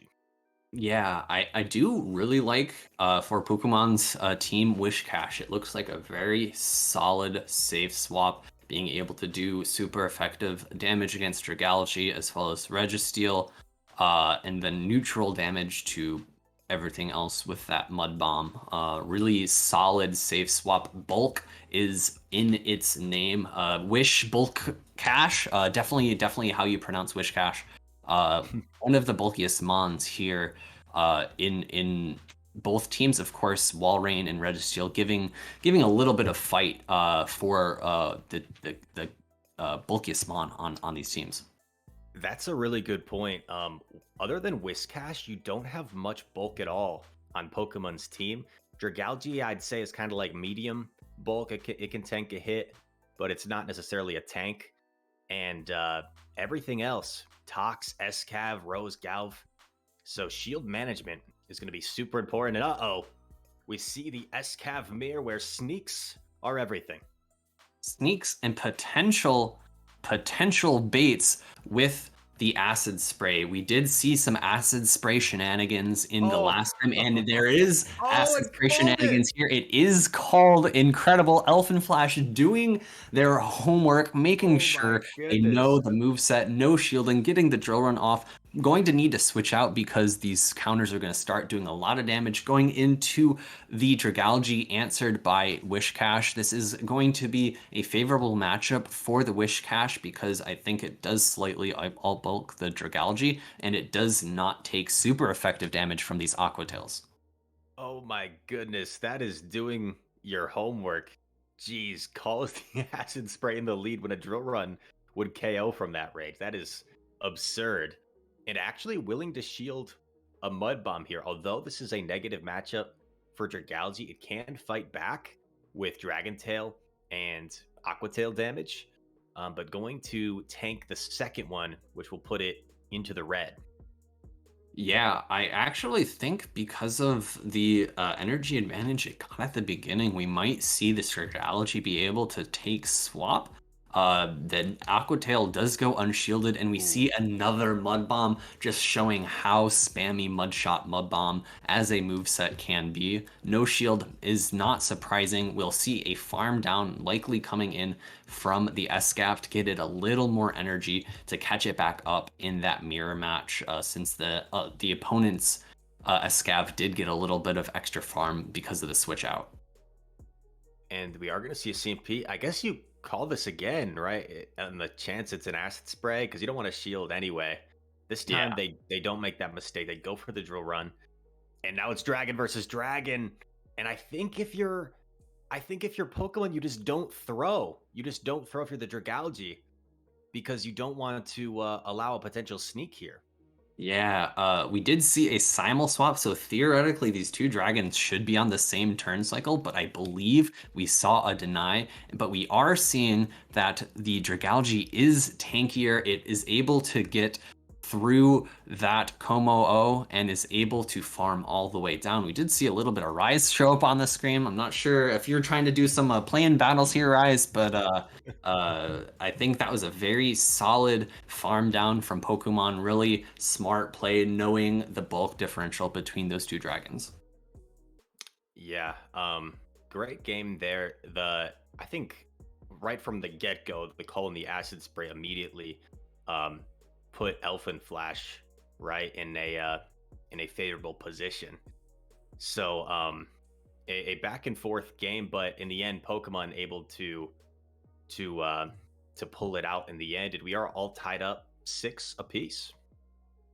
Yeah, I think what I would have liked to see from Elfin Flash in that game is maybe a no shield of those Mud Bombs, and we do see the Galvantula into the Dragalge lead. We see the instant counter swap into the Wish Cash, and we do expect this to play out pretty similarly to the last game, except I think the Wish Cash counter swap was a little bit faster here. Yeah, and you know what? Dragalge can win the 2s here straight up, but after taking that one Dragon Tail, I'm not sure it can. But to be honest, if you're Elfin Flash, you almost have to go for switch here because Galvantula just gets completely walled by that opposing Dragalge. So you really have no choice but to try and fight for switch. Yeah, and we do see that Elfin Oh, Flash what? is calling a Blizzard. Huge call. I'm not sure I agree with the Blizzard throw. Maybe Pokemon expecting a no shield there because their Dragalge can potentially survive that Mud Bomb. I think we'll see a farm down at... Oh, we can't see the farm down. I think it's going to get to a Mud Bomb here. It'll be pretty close, depending on if the Mud Bomb does KO the You gotta Dragalge. get out of here after that shield. Yeah. Because this mud bomb should KO, right? I think you were better off preserving the Dragalge for later. But we'll see how this plays out here. Yeah, potentially getting energy advantage on the Walrein might prove to be very nice, depending on what is in the back, but Elfin Flash does choose to go for the energy advantage on the Galvantula, switching out immediately. We'll see what is in the back. It is a Scavalier. I think having a little bit of energy on the Walrein would have been better to make sure you get to this Earthquake before the Drill Run comes on, but I don't think the Earthquake would have been enough to KO anyways. Yeah, kind of RPS city here in game number 2. I think the only thing you potentially could have done differently was preserve that Dragalge and catch that last second mud bomb. Oh man, that does quite a bit. But Oh, unfortunately, farm down. it actually takes out the Excadrill, which is surprising. But yeah, even if Galv had like 2 lunges or 2 discharges, they still wouldn't KO. This is just such a dominant matchup for Dragalge.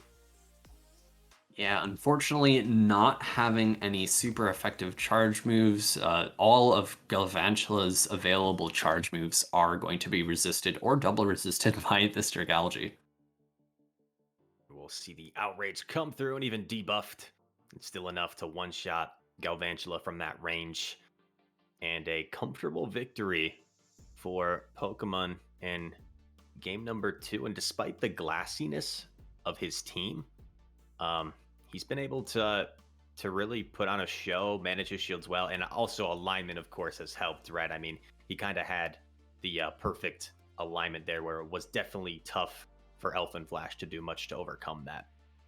Yeah, even with that Blizzard nuke being shielded, we saw how powerful Wishcash is in that positive matchup. And honestly, we've seen, I believe, Elfin Flash lose both leads, or it was a loss lead for the initial, even though it was a mirror because of that bait move, forcing a swap up. Otherwise, it would have been a one shield farm down, giving the switch advantage to Pokemon. But really showing that power of the counter swap into the Wishcash, really being able to preserve that switch advantage no matter what happens.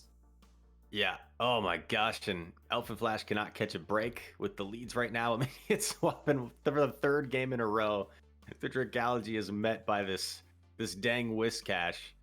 And we'll see if this plays out this time, going straight for the outrage, going for the home run here to potentially land this. Will a shield come up? It will. Whiscash not going to risk it. Just wants to maintain that S-Cavalier lined up with the wall, and I think you gotta just let this go. You're not gonna be able to flip this after an outrage has been shielded. Maybe get off an Aqua Tail for some nice chip damage here.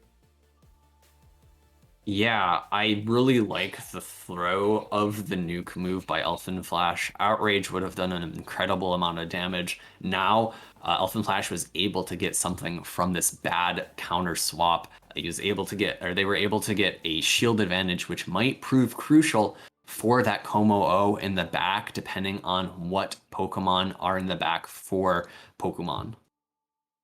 Yeah, Whiscash is still going to be a nuisance here, though. It's going to get off multiple mud bombs. You can't really powder snow it down, and we actually see the immediate swap out to not allow extra farm and a sneak on the Dragon Tail. That's pretty nice. This is a fairly neutral match. Oh my gosh. Calling the acid spray again. Actually really like this counter swap by Pokemon, given that it is the Acid Spray Escav, really just neutralizing this Como-O out of Elfin Flash's team. We see a no shield on the Dragon Claw. A second Dragon Claw isn't going to be reached. What is Elfin Flash going to be able to do here? I think it's going to be another Acid Spray coming through. It's going to be able to KO, and this Walrein does not like to farm down this Oh Escav, but my it god. has to do It's it. going to. 2 shields, all the energy in the world, limited health. I think you need a dragon in back here to have a chance. Um going to land the Icicle Spear. Oh And it no. Toxicroak. Oh man. Playing out the Maybe we Wincon. see a A flex no flex. shield here, but I highly doubt it. Uh man, really tough alignment for Elfin Flash, but you got to give credit to Pokemon for some really nice team reads. Probably had a bit of a team advantage as well, with, like you said, that Whiskash pretty much unchecked across the board and was able to align it where he wanted every single game.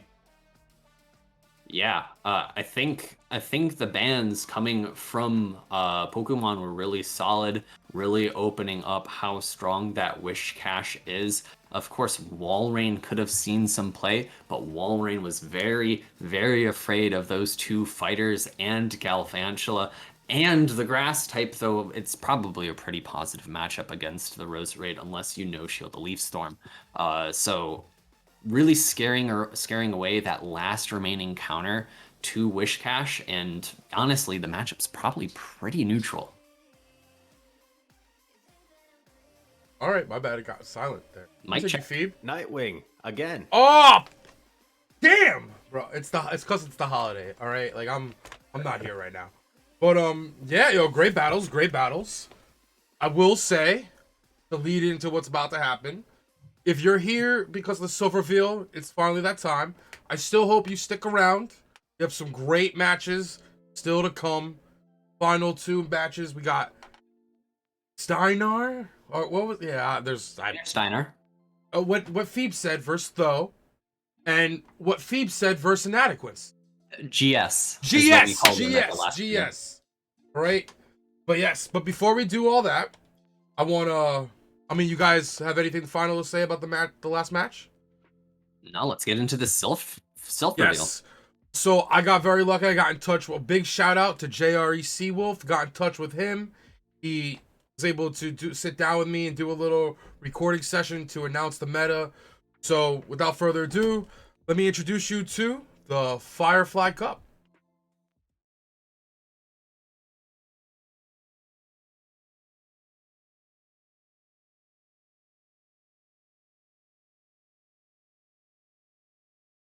All right, so welcome everybody to the Firefly Cup. This is JRE. Most of you probably don't hear me as much as you just read my stuff. So here's what I sound like. The Firefly Cup was put together based on a couple things we wanted to do this month.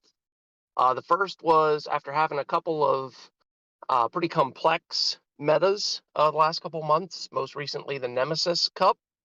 And with ongoing tournaments and worlds coming up and all of that, we wanted to give people a little bit of a respite. So we went back kind of to the roots of early SILPH tournaments with a type-based cup. Again, no whitelists or anything like that. Relatively small list of bans. We wanted to keep it pretty simple. As far as theme, though, we were also thinking of revisiting potentially a Cup of the Past. My proposal, I was leading the team for this month, the meta team, was to go back to one of the more popular cups we've had way back in season 1, the Jungle Cup, which was kind of at the end of that season. For those that don't remember, that was, oh gosh, let's see if I can remember. Normal, bug, electric, and grass. It was a very fun format. It was kind of dominated by Vigoroth and Wigglytuff, which got Charm about halfway through that month, and that was the first time it arrived in the game. But we wanted to go back to that. It was a pretty balanced format, very popular, a lot of fun. But we wanted to put some new twists on it. So the meta team, we put our heads together, started thinking, well, how can we shake things up? What were some of the weaker things in that cup? What were some things we might want to suppress a little bit that kind of took over last time, like Vigoroth and Wigglytuff? And so we stuck with three of the original typings: normal, bug, and electric. That seemed to be a very good core. The three of them don't have any direct correlation with each other as far as RPS, rock, paper, scissors, one hard countering another. But grass was kind of the odd man out. So its purpose in the past was kind of to hold down the electrics. That's primarily how it was used in the original Jungle Cup. Um, so from there, we started thinking, well, could we even expand this out to other typings that, again, we don't have any hard counters, but just several types that kind of have some strong options that may not normally be used, but again, don't have that hard countering that can make gameplay unenjoyable. You end up with the wrong team or the wrong lineup, and you're blown out. There's nothing you can do. So uh, in the end, what we ended up coming up with after several iterations is I kind of call it the unholy marriage between Jungle Cup, Tempest Cup, and a little bit of Toxic Cup. Again, some other popular formats from the past. So we have the three core typings of Jungle, and we added to that Poison and Ice. Um, what that ends up doing is the Poison certainly holds down Vigoroth and certainly Wigglytuff, which were so dominant in the past. And Ice seemed to be a relatively neutral typing and mixed in with these others. So what you have is you have five typings that none of them really hard counter each other. None of them on their own are overpowered either, because you have enough checks and balances among those to keep any one from getting out of control. In the end, and I think this kind of led to the name of Firefly, electrics look very potent in this cup. Again, in the original Jungle, grass held those down. With grass removed, there's really no direct counter to electrics. So they don't dominate the meta, but as you look at the metting, or as you look at the ratings, which will be available on PvPoke, I think right after the stream, you'll see that electrics are very well represented up in the top of the rankings and all throughout. But you have a lot of the other players from the original Jungle Cup, certainly some new players that come with Poison and Ice. And again, the strongest options of the original Jungle are kind of held down by the new typings. New ones come in to take their place. You've got, certainly with the Ice type, you've got all kinds of things that come with that, with your popular like Dugong, Lapras. One that was a little bit too potent though was Walrein. We did ban that specifically. We also banned ground types. They were then a hard counter if those were still allowed to the electrics and the poisons. So we decided to keep those out of the meta as well. Drag Gouge. Drag Gouge was also kept out of the meta. Just it was the only dragon around, and it just seemed a little bit too potent. And then we also have the new Salazzle. That was mainly an availability choice. There's so few people that have been able to hatch that. I could talk for a whole stream about how Niantic chose to release that and how hard it is to get.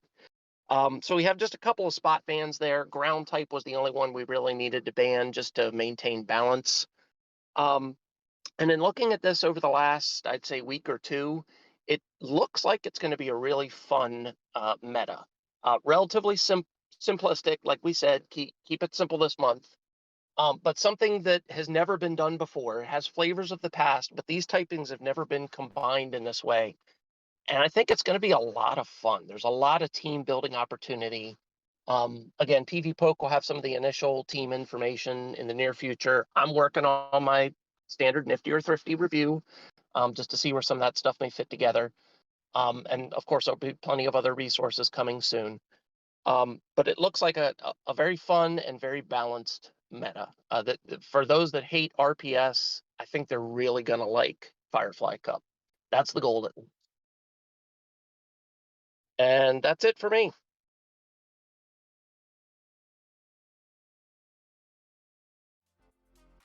Thank you, JRE Seawolf. And what's up, guys? You like what you hear? Yeah, always exciting to see a new Sylph meta in the works. And I like, as much as I loved the Obsidian Cup with Dragalge SCAV core, it's nice to see a shake up and get those guys out of the meta for a month.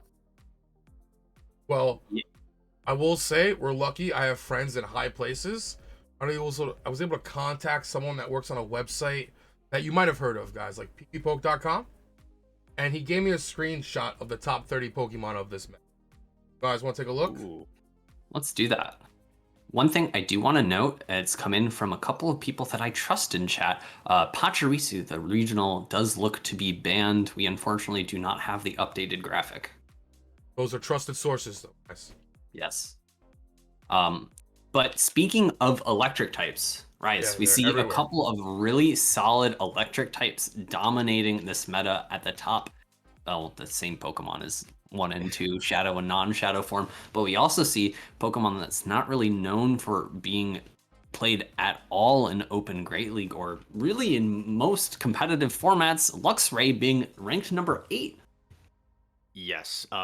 As I like to say with the #1 ranked Pokemon, get in the zone, Magnezone, and this thing, it can be tough to use. It's That just happened. extremely squishy. It did just happen. It's I'll coin that catchphrase. And it's a little bit of a sim hero, I will say, because I think the sims on PvPoke will say you're like beating Vigoroth because you're like baiting Mirror Shot and then landing Wild Charge, and you're probably not likely going to beat Vigoroth with Shadow Magnezone.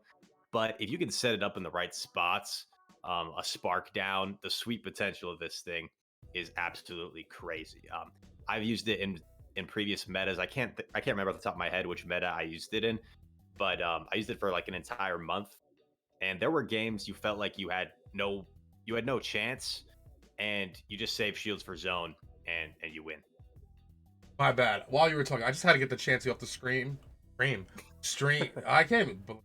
Get it out of Scream. here. Yeah. Get it out of here. So I moved Chat down was the not list. super happy about that one being on the top 10. Unfortunately, That's amazing. it is there. It is what it is. But there are definitely going to be pretty solid answers to it, in that a lot of other normal types do fairly well. We have was Vigoroth in the top 10?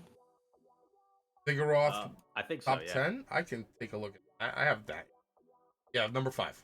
Number 5, yeah. So Vigoroth's obviously going to be doing pretty well against it with the super effective counters. So make sure you have a solid Chansey counter on your team, and you should be okay given that Pound was nerfed, and it's not, or no, Pound wasn't nerfed. It was its other fast move that was nerfed.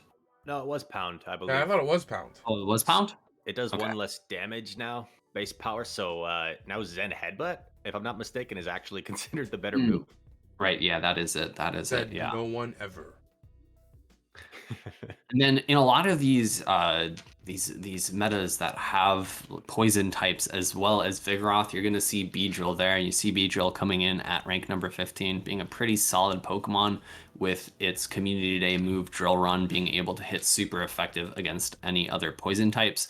When Rise Nightwing and I were all talking about it, we were like, oh, where's Nidoqueen? Nidoqueen's going to be an absolute monster, and my 3-head self didn't realize that ground types are banned, and I think that was a really solid choice by the SILPH meta team here to make sure that we open up a lot of other Pokemon here.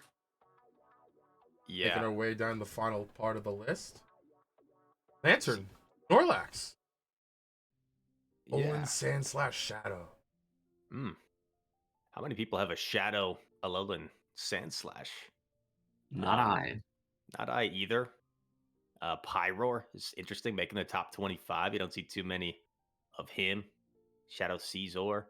Lots of very glassy picks in the top 25, right? Usually rankings are kind of dominated by the bulkier mons. things like in the Open Great League, Azu, G-Fisk, but lots of high attack mons making up the top 25. Yeah. Definitely, definitely. All right. Well, but yeah, I mean, that's really all I have from there. That was the SILPH meta for this season, or season for the next month. Yeah. Hope you guys check it out. I'm glad you guys were here to announce it with me. But if you guys are good, like, I'm ready to go back into the final 2 matches. Boom. Getting you guys vamp a little bit while I prep the last scene. I kind of was doing other things during the break. Yeah, Rise. We have two heavy hitting matchups in the back. Trainer Steiner versus Tho Technical and GS versus Inadequance. I can't wait to see both of these battles. I know we're going to be given a lot of entertaining stuff here for chat to enjoy. Yeah, two big names in the community coming up for the EU Emperors, two of the best battlers in the world. MagnisPvp with a slight lead, so a little bit of extra pressure on Tho and Inadequance, and we'll see if they can come through here in the closing matches. Cut it. I'm gonna move you guys along to the battle scene. Good luck and enjoy these battles, guys. All right, so this meta is going to be the Comet Cup, and we've got Atlantis for the last one. I'm excited for Atlantis because it tends to be a battle of many, many mud boys. Rise, have you participated in the Comet Cup? I have not actually. Well, I did in Gym Breakers. That's a lie. I did in Gym Breakers, so I have experience with it there. I really love Mew as a Pokemon, but I'm always struggling for TMs, so I didn't I didn't really bring it because I didn't want to burn all my TMs for the month. Just changing around my Mew depending on team comps, but it's definitely a great pick. I think Volt Switch is oftentimes a common move set for Mew in this meta because it hits Yep. most things for neutral. So I wouldn't be surprised to see a potential Diggersby ban from Tho, and Vigoroth, as per usual, is very safe in this meta. There's very few hard checks to it.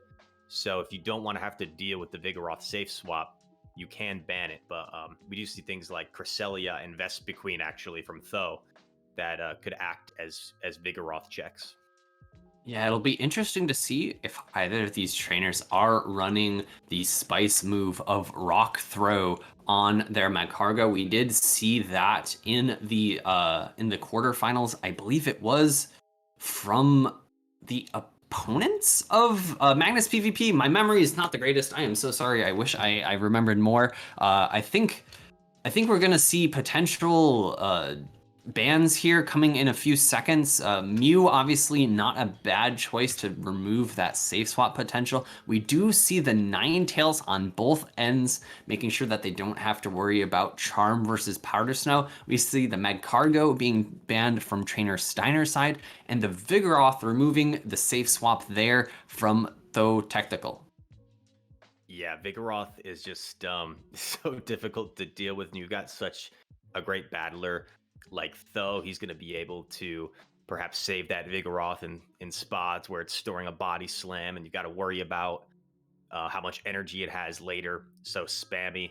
But Tho didn't feel the need to ban the opposing Vigoroth because he's got that Vespiquen, which is going to double resist the counter damage, and then Cresselia, which is bulky enough to take several body slams and make that matchup pretty comfortable as well. The one thing I really do like for Trainer Steiner here is that Diggersby looks very solid. Obviously, Cresselia with Grass Knot is going to be a little bit scary. And if you were running the Earthquake move set, the Vulture Mandibuzz would be very scary as well. But my guess is that both trainers here are running Hyper Beam to get that solid coverage move. Yeah, it's certainly possible. Steiner, you may need Earthquake for the Magcargo. Otherwise, but he does have a lot of coverage for the Magcargo elsewhere, so maybe he's not really concerned about that. So that's a good point. And I think the Mandibuzz for Tho as well looks pretty dang good, relatively unchecked. I guess Volt Switch Mew makes it a little bit tougher, but you still can hit it for those super effective dark moves. And then Obstagoon, of course, has a pretty positive matchup against Mandibuzz. If it's running Air Slash, then I think it sways a little bit more in Mandibuzz's favor. Yeah, and as you were mentioning earlier, I think Vespiquen's going to be very pivotal for Thomas here, being the best answer for that Obstagoon. Obstagoon otherwise having very positive matchups against the rest of Tho's team. I mean, yeah, to be honest, how often do you say that? But Vespiquen looks pretty good. Beats Vig, beats Cress, beats Goon pretty hard. And we see an immediate safe swap here in game 1 into the Vig, and it's met by Tho's Cresselia right off the bat. Yeah, I think Tho might be expecting Obstagoon and Obstagoon in the back, which is why he didn't switch in that Vespiquen. But it's honestly not going to be really enjoying a potential matchup against the Diggersby. If that Diggersby is running Fire Punch, maybe we see the Earthquake Hyper Beam, or maybe we see the Fire Punch. I think that'll be really interesting to find out. Yeah, I wouldn't even be surprised to see the swap out of here. If you're Steiner, do you like shield and potentially save this for later, not just kind of let yourself go down, get RPS potentially, or do you just kind of save shields for the Diggersby? Because I don't know how that matchup plays out, to be honest, with the Vespiquen. I think Tho has so far played this situation absolutely perfectly, because he should live this counter and get to a second Grass Knot here, and it's actually caught on the Licky. Yeah, I was almost expecting that Lickitung lick damage to be able to knock out the Cresselia, but the Cresselia does get its charge move off, that Grass Knot coming through. We do see the Mandibuzz coming in. Now the move set will be super crucial for Trainer Steiner. Is it running Fire Punch to be able to deal super effective charge move damage against that Vespiquen? Yeah, and I mean this Licky catching that Grass Knot, it's going to have a hard time getting rid of this Mandibuzz. These body slams are not going to do that much, so needs to be able to get rid of this with the Vigoroth after this Lickitung goes down, and then hope that Vespiquen can do enough to take out Diggersby. Because I have no idea, to be honest, off the top of my head, how that matchup plays out. I don't know if you only need 2 Fire Punches, if Vespiquen's bulky enough where you need to land 3 Fire Punches. So it'll be interesting. Yeah, I think really forward-thinking play by Trainer Steiner to get that Vigoroth out of that final matchup with that Cresselia with enough health to make it to another body slam. We do see that this Mandibuzz is able to take out the Lickitung. The Vigoroth comes back in, is able to get to another body slam, but we see the insta swap into this Vespiquen. Will we see a shield on this first body slam? We do see a shield. Does the Diggersby have Fire Punch? And it does. And it also has Hyper Beam. But gonna go for the Fire Punch straight away.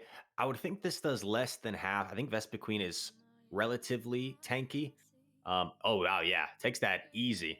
Chat's probably obliterating me. Rise, 2 Fire Punches, really? Yeah, it's gonna take 2, no problemo. The third is gonna be close. And going straight for the Bug Buzz, lands that and gets the defense drop. Ooh, that is going to be a massive defense drop. I would expect to see another no shield from Thomas here. Oh, we do actually see the shield potentially. Actually, not even afraid of the Hyper Beam later. Maybe expecting double X Scissor to be enough here, but we don't see that Trainer Steiner's going for the Hyper Beam. We see that they have clicked on the Fire Punch, maybe Fire Punch being more energy efficient than Hyper Beam, even though it is not stab because of its super effective damage against this Vespiquen. Man, Tho was able to successfully bait the X Scissor. Gonna go in here with the Mandibuzz, get off this foul play, which won't KO, but it'll put Diggersby quite low. And that Vespiquen still has some residual energy. In comes the Vigoroth. Building up a lot of energy here, throwing on CMP, really aware of the amount of energy on this Mandibuzz. Great counting by Trainer Steiner. Is that extra energy going to be enough? We do see... Oh, do see a switch clock, or sorry, the game clock has come up. A charge move has been thrown. The charge move animation takes 10 whole seconds, and that is the end of the Oh game. my Thomas, gosh. so technical, having multiple Pokemon left to the singular Pokemon of Trainer Steiner, able to win that game. Really great awareness from Tho, knowing that the game clock had come up. I keep on saying switch clock because for Great League, we don't see the game clock come up all that often. Yeah, you don't see the game clock come up very often in the Great League, and with 2 Pokemon still in play, plus his Pokemon in had more health than the Diggersby anyway. Tho is going to be able to take that game. Man, it's such a neutral meta, Comet. It's such a neutral meta where you can afford to swap in and out of a lot of things, and you also have the spamminess of Vigoroth, the bulk of Cresselia. It's going to make for a meta where sometimes you see that happen and you see these timeouts. Yeah, I totally agree. This feels a lot like Master League, where the game isn't decided by lead or switch, but rather who is doing a better job of energy management, kind of sneaking in those sneaky charge moves at the right time and being able to potentially catch with lots of switches, lots of maneuverability. Really, really great game by both players there. Tho able to barely sneak out a win, and we see a great lead by Tho, and we see an unfortunate counter swap. This is not a solid answer to this Vespiquen. I would expect a charge move and potential dip, maybe gaining a little more energy. Lots of options for Tho here. Yeah, gonna chip with the X Scissor and dip into Cresselia. Like you said, this puts it close to Moonblast range, where you don't even necessarily need to land 2 moves anymore, and you don't put yourself behind on energy. So yeah, just making sure that he secures this matchup, because he knows he needs to keep that Vespiquen on the Obstagoon. He doesn't really want his Mandibuzz lined up on the Obstagoon, since we know it's a Snarl Mandibuzz. Yeah, this Cresselia being so bulky is able to really just eat those body slams one after another, and is able to farm up, even though it was well behind in energy, to nearly 2 charge moves. That one Moonblast not being enough to take it out. Is this in Psycho Cut range? It's going to be close, because this body slam won't quite KO, but these counters are going to do more than the cycle cuts. And we see the Mew come in, and it is a Shadow Claw Mew. And I think Tho is in a really good position here, because Snarl Mandy, even though we see that the Mew does have access to Wild Charge, we know how bulky Mandy is, and it can tank 1 Wild Charge. So this is a really favorable looking position for Tho right now. Yeah, Trainer Steiner, recognizing that Mandy is bulky, goes straight for the Wild Charge, probably expecting it to be no-shielded. And then Tho comes back before the second Wild Charge can go off, throws the foul play. It will knock out that double debuffed Mew, and we see the Obstagoon coming back in, trying to farm as much energy as it can in this matchup. Maybe throwing one Night Slash to try to go for the boost, which would definitely shore up some of those later matchups, but it's not looking too great for Trainer Steiner here. Yeah, I do like this play of just kind of letting the Mew go, getting a huge farm with Obstagoon, and then maybe just praying for a boost. But to be honest, these Aerial Aces are chipping away enough that with 2 shields still in play, like the Fury Cutters are going to start adding up against the Obstagoon. So unless some sort of miracle happens in the land of MagnisPvP, I don't really see a way out of this for Steiner. Yeah, I would expect a no shield here from Tho, unless he's expecting the Hyper Beam. The Night Slash does come out. I would expect a no shield on the next one, because at this point, he should know that it's not running Hyper Beam.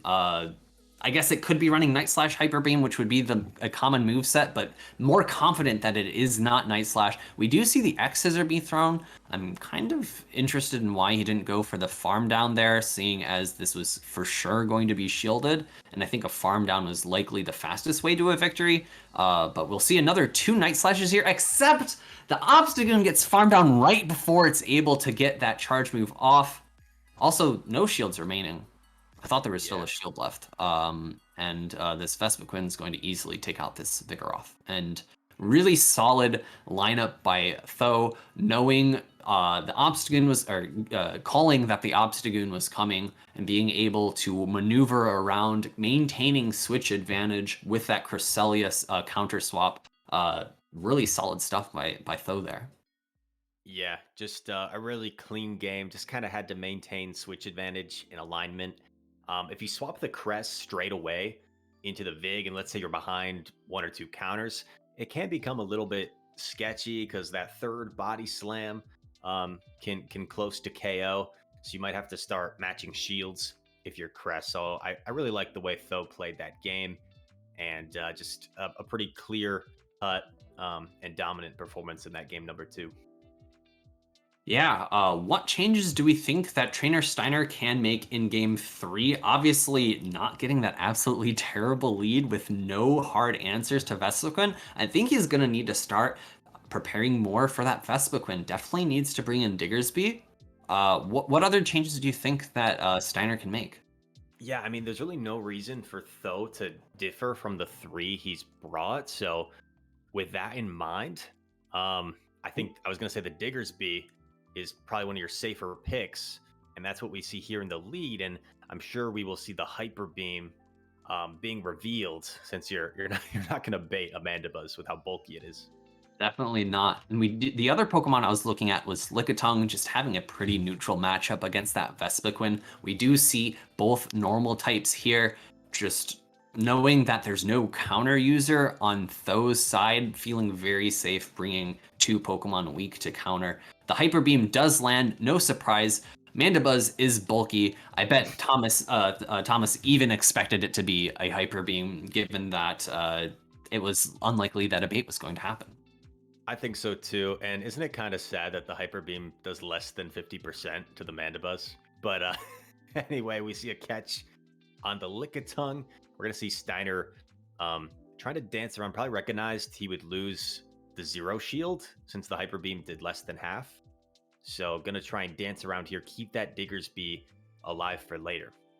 The one thing that I don't like about this decision, though, is that the Lickitung and the Diggersby are now going to be on low health because of this neutral matchup against Mandibuzz. Mandibuzz just really proving its worth with that Snarl, fast energy generating fast move, really taking out both of Trainer Steiner's answers for that Vespiquen. And you know what, Phoebe? Although catching is oftentimes what can like make or break games here and there, in this situation, I agree with you. And I think he actually kind of did Tho a favor, because with Tho's back line, neither of those Pokemon handle Licky all that well. And Mandibuzz was his best answer. And look how much damage the Mandibuzz just did to this Licky. And now Cress is kind of primed for a situation to sweep here in the back. Yeah, kind of interesting that Tho's going for a throw here, I guess preferring to save shields for that Diggersby matchup. And we see the Diggersby come out with a ton of energy. We do see the Hyper Beam going onto the Cresselia. I would have really preferred to see a no throw here from Trainer Steiner. The Hyper Beam goes through, but I don't expect that Tho is going to ever shield this Cresselia and is going to put everything on the back of that Vespiquen. Wow, yeah, this is excuse me, this is going to be interesting. I could see this game potentially going to a timeout as well, with all the moves that we are going to see get off here. Still both shields for Tho. This body slam definitely won't KO, so really no reason to shield this one. And we'll get off the Grass Knot here. As we know, Vigoroth wins CMP, of course. So Grass Knot coming in. No shield from Steiner. Yeah, and I think we might see a counter down and maybe one shield being used by the Vigoroth. No! Deciding to throw the energy before. Again, I'm no shield coming from the Cresselia, putting everything on the back from on the Vespiquen. I think the Vespiquen's in a really great spot now, given that Diggersby threw its energy at the Cresselia. Yeah, body slam coming through. Now Tho has to weigh what he wants to shield, what he doesn't. It seems like the body slam, to be honest, probably does similar damage to the Fire Punch, with body slam just being a better move and stab. Going for X-Scissor here. This won't KO. This is a big decision from Steiner if you shield this, letting it go, calling the X Scissor, and has energy, but now probably forced to shield to get off this Fire Punch. Yeah, that was a bit unfortunate from Trainer Steiner going for a mud shot as opposed to the charge move there. I think now potentially going for 2 Fire Punches, it's going to be really close to see if these next 2 fast moves, the next 2 Fury Cutters from this Vespiquen will knock out. And it does look like it's almost a timeout. Almost a timeout. And now if your switch timer is up, you just switch out. If you're Steiner and you hope your Vigoroth can live a move.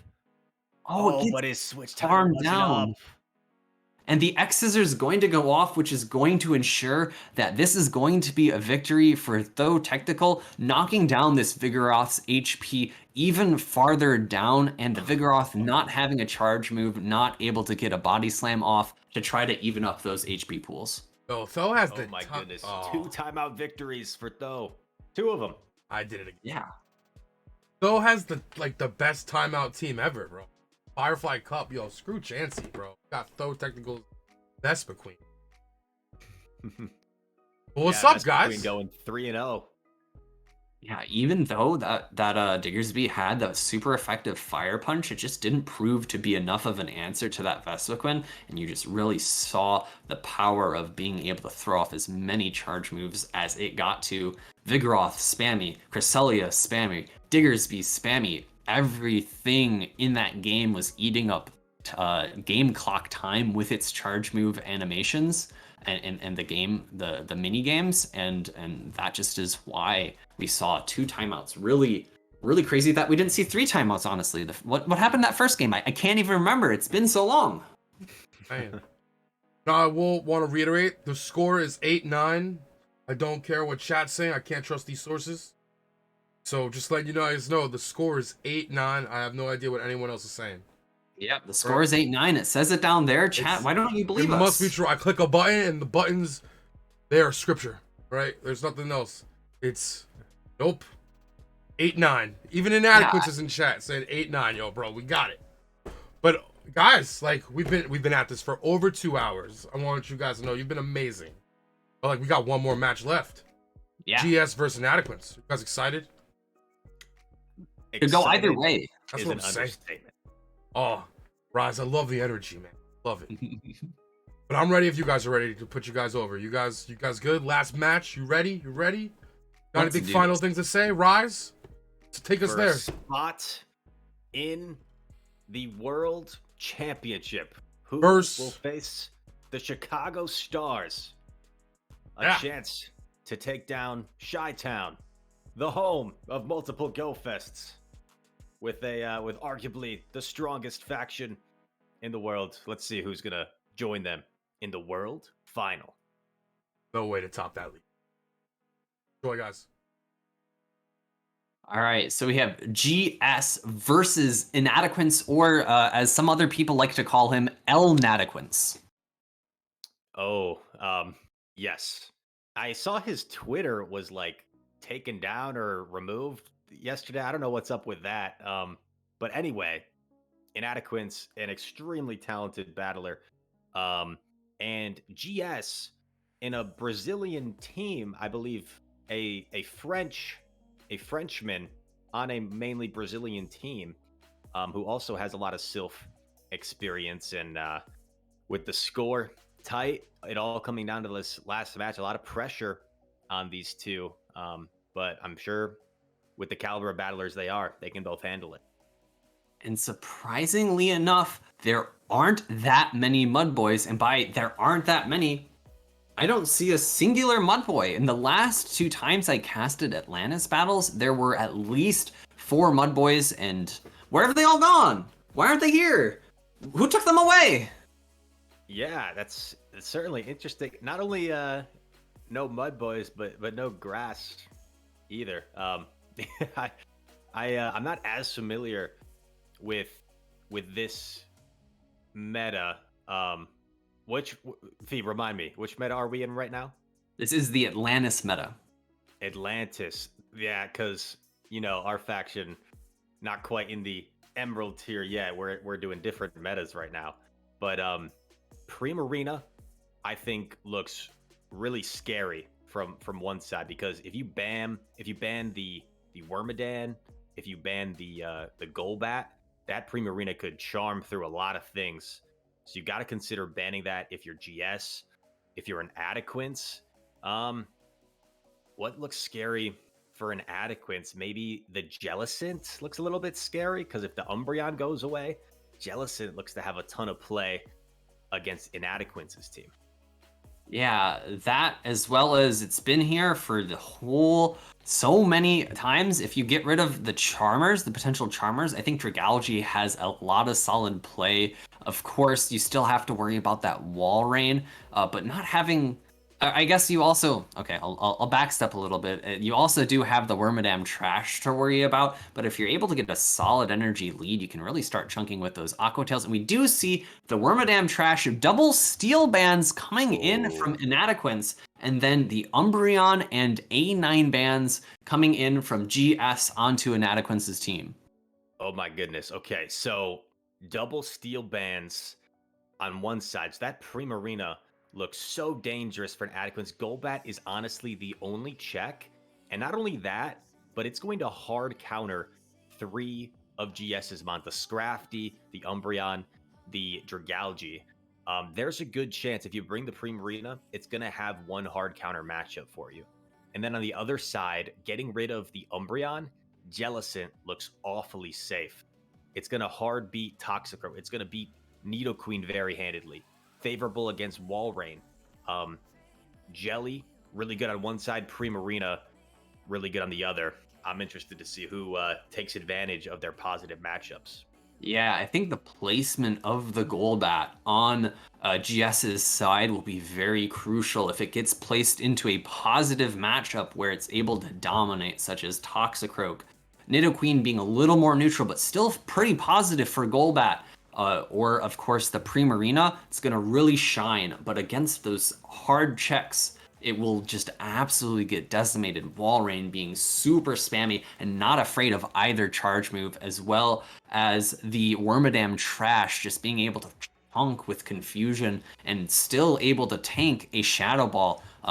Really, really key where that lands. And we do see Primarina versus Umbreon. We see the insta swap out into the Jellicent. Do we have an answer from Inadequance, or is the Primarina just going to stay in? Gonna do quite a bit of charm damage first and then swap in the Wall Rain. This will pretty much put the Jelly into Earthquake range and actually successfully shielding the first Shadow Ball. Jelly unlikely to bait there against a fully healthy Wall Rain. So I like this decision making so far from Inadequance, because he really just needs to maintain alignment. That's what this whole game might come down to, is this secondary matchup right here. Who wins this Wall Rain versus Jelly battle? Yeah, I think we're going to see an Earthquake come out here. If we see a shield, and we do, I think Inadequance is going to have to shield another time to get to that second Earthquake because of that slow swap. We do see the Icicle Spear chip coming out, probably letting the next Shadow Ball go and farming down with likely Nidoqueen, if I had to guess. Yeah, what do we... Okay, we're gonna see the Wall Rain go down to the Shadow Ball. So Inadequance is willing to give up switch advantage here. And now this Golbat that's lurking in back poses some issues for Inadequance. Yeah, a little bit hard counter, but we do actually see the Primarina coming in. And the reason that the Primarina is coming in is because it has a Psychic type charge move. I'm actually not 100% sure, but based on the energy, it looks like Psychic and not Psyshock. This is going to do a ton of damage. We see a shield coming out from that Golbat. Very crucial. I'm expecting a potential counter swap at this point into the Nidoqueen. And the Nidoqueen does have access to Stone Edge. So this is going to be a huge call from GS. If he's aware of this, he needs to get out of here to preserve this Golbat, and he does so. And this Umbreon, we know, going to be able to tank a lot of damage here. Going to go for these Poison Fangs first, even though that we know the Umbreon's not going to shield, or it doesn't have any shields, rather. You still kind of want to debuff it. Because the Stone Edge is going to do like maybe 30% or so. Yeah, really tricky spot for Inadequance to be in. He doesn't want to lower the HP of these Umbreons so low, and he also doesn't want the switch clock to be up by the time that this matchup is done. We do see the Umbreon throwing a foul play. He's going to be able to come in with a Primarina, be able to get a couple of charms before GS is able to swap out. And actually, GS's switch clock is significantly delayed behind Martine's. I think he's going to be able to farm up to close to another Psychic. Oh, got the sneak, so Umbreon's not going to get there and just needs to be able to land a Psychic. Is he going to get there? These wing attacks are adding up, and he doesn't get there. Golbat able to close it out in the back, and GS gets the point to knot things up here, 9-9.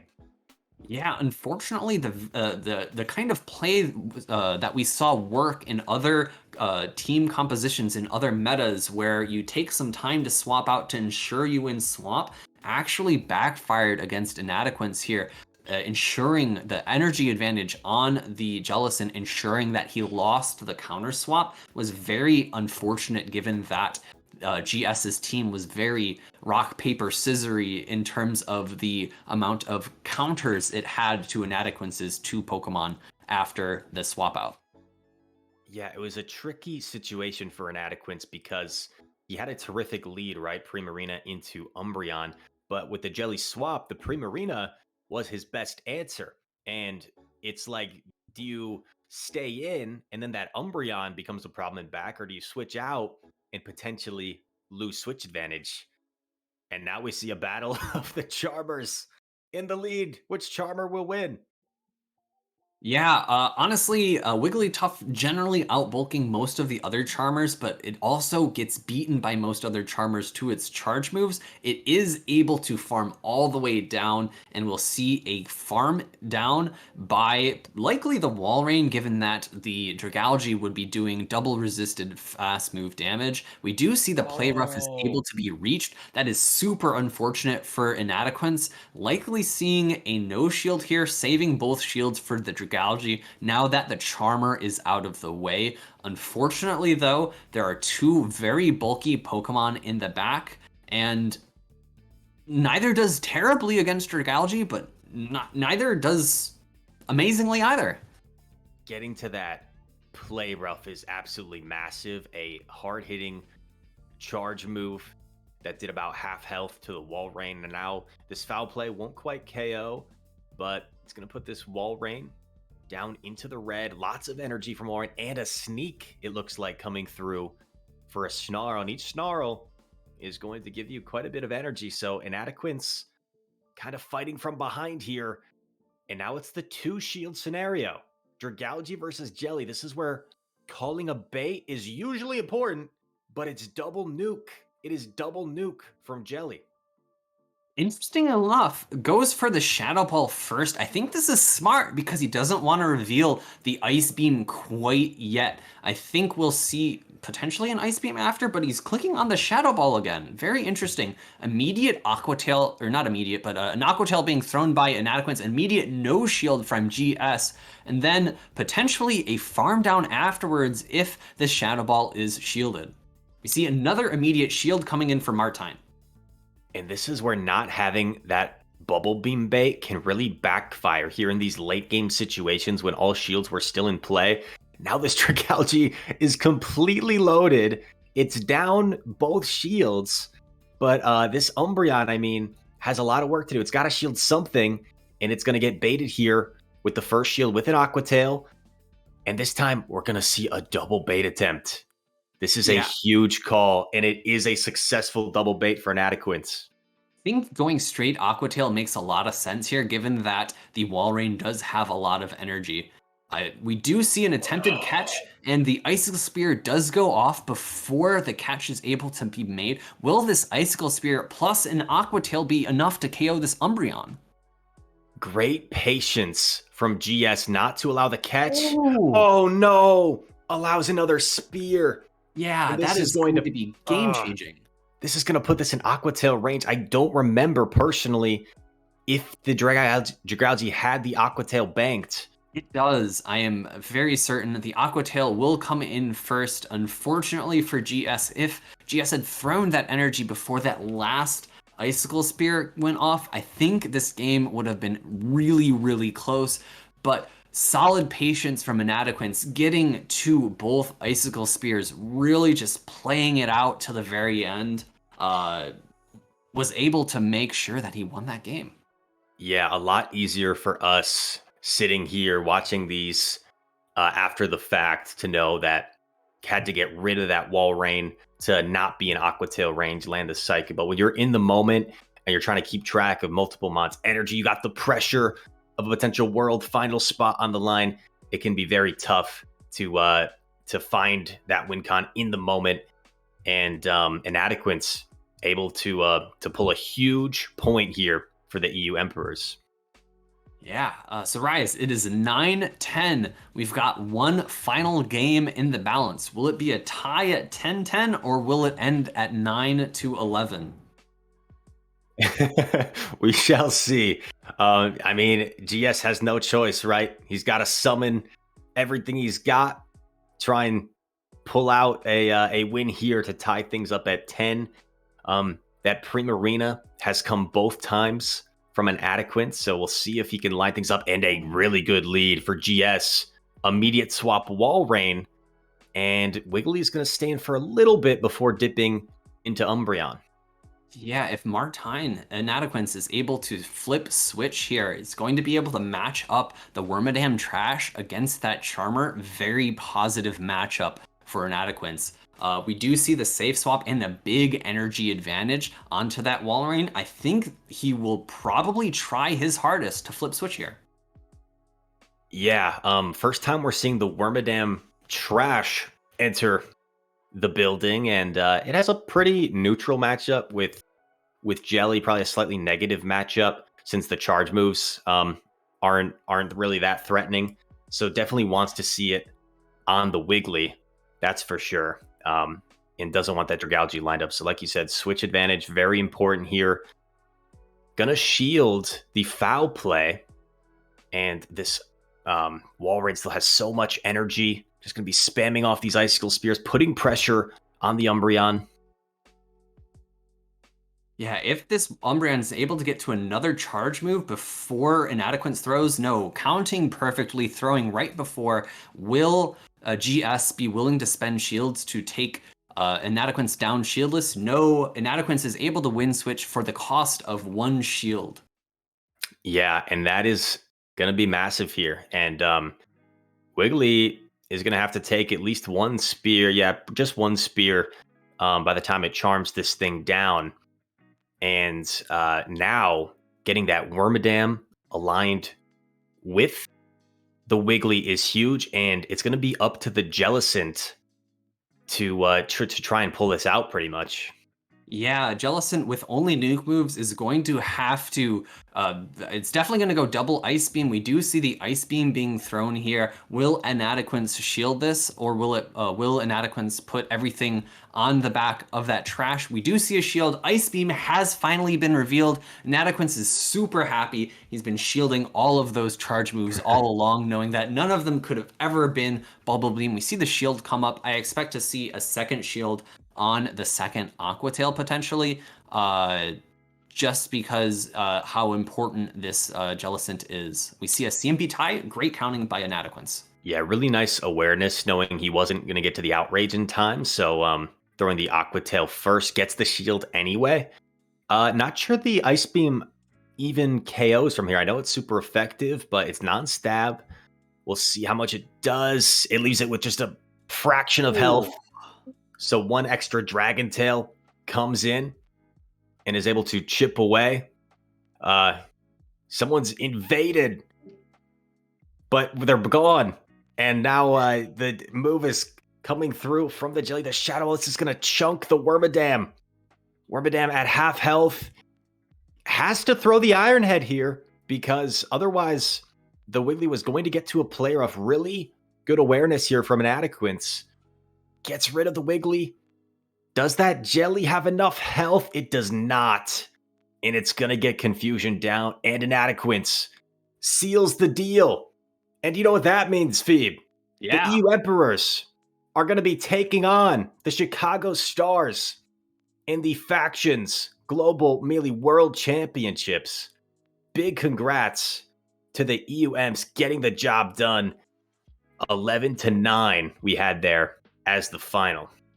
Yeah, unfortunately, the Jellicent from GS's team just had too much pressure. It crumbled under the pressure, and we were able to see the sweep come in from that Wormadam trash. Congratulations to the winners of this semifinal, the EU Emperors. I can't wait to watch what happens in the finals against the Chicago Stars. A very classical NA versus EU battle. Yes. Congratulations, EU.